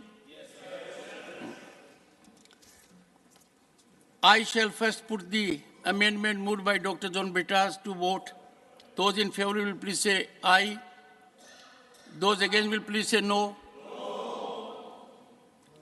I think the noes have it, the noes have it, the noes have it. Amendment is negative. I shall now put the clause 8 to vote. Those in favor will please say aye. Those against will please say no. I think the ayes have it, the ayes have it, the ayes have it. Clause 8 is adopted. Clause 9 stands part of the bill. There are 5 amendments. Number 7 and 8 by Dr. John Bitas. Number 21 by Sri Ilamaram Karim, not present. Number 28 by Dr. V. Sivdasan. Number 32 by Professor Manoj Kumar Jha, not present. I shall put the amendments moved by Dr. John Bitas to vote. Those in favor will please say aye. It's a feeble voice. Good. Those against will please say no. I think the noes have it. The noes have it. The noes have it. The amendments are negative. I shall now put the amendment moved by Dr. V. Sivdasan to vote. Those in favor will please say aye. That's better. Those against will please say no. I think the noes have it. The noes have it. The noes have it. The amendment is negative. I shall now put the clause 9 to vote. Those in favor will please say aye. Those against will please say no. I think the ayes have it. The ayes have it. The clause 9 is adopted. Clause 10 stands part of the bill. There are 8 amendments. Number 9 to 13 by Dr. John Bitas. Number 34 to 36 by Shri Arjun Ram Meghwal. Moving. I shall first put the amendments moved by Dr. John Bitas to vote. Those in favor will please say aye. Those against will please say no. I think the noes have it. The noes have it. The noes have it. The amendments are negative. I shall now put the amendments moved by Shri Arjun Ram Meghwal to vote. Those in favor will please say aye. Those against will please say no. I think the ayes have it, the ayes have it, the ayes have it, the amendments are adopted. I shall now put the clause 10 as amended to vote. Those in favor will please say aye. Those against will please say no. I think the ayes have it, the ayes have it, the ayes have it. Clause 10 as amended is adopted. Clause 11 stands part of the bill. There are 2 amendments. Number 14 by Dr. John Bitas. Number 37 by Shri Arjun Ram Meghwal. Moved. I shall first put the amendment moved by Dr. John Bitas to vote. Those in favor will please say aye. Those against will please say no. I think the noes have it, the noes have it, the noes have it. The amendment is negative. I shall now put the amendment moved by Shri Arjun Ram Meghwal to vote. Those in favor will please say aye. Those against will please say no. I think the ayes have it, the ayes have it, the ayes have it. The amendment is adopted.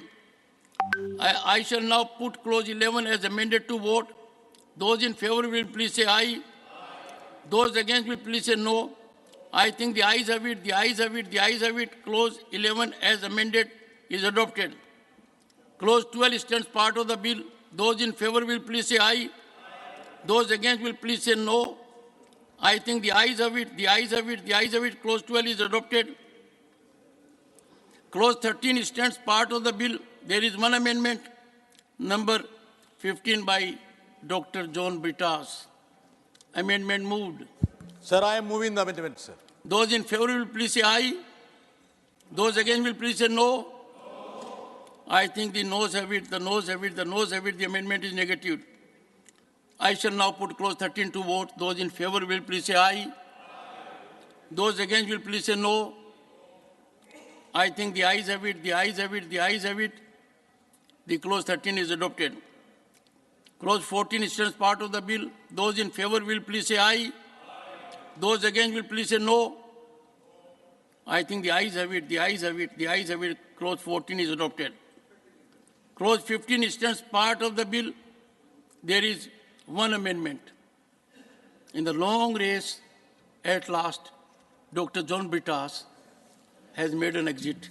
Sir, number 38 sir, is by Shri Arjun Ram Meghwal. Sir, the your amendment is not there. To protect the election commission.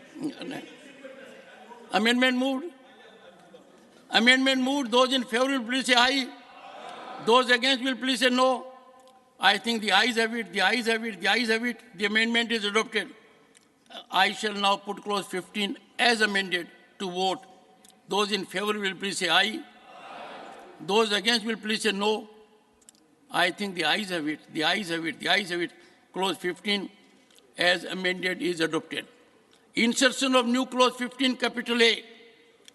There is one amendment for insertion of new clause 15 capital A, number 39 by Shri Arjun Ram Meghwal. Amendment moved.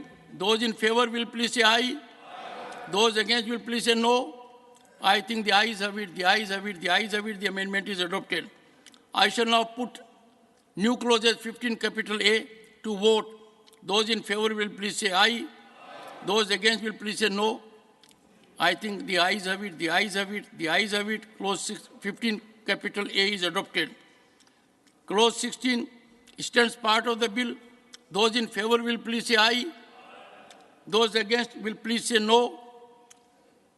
I think the ayes have it, the ayes have it, the ayes have it. Clause 16 is adopted.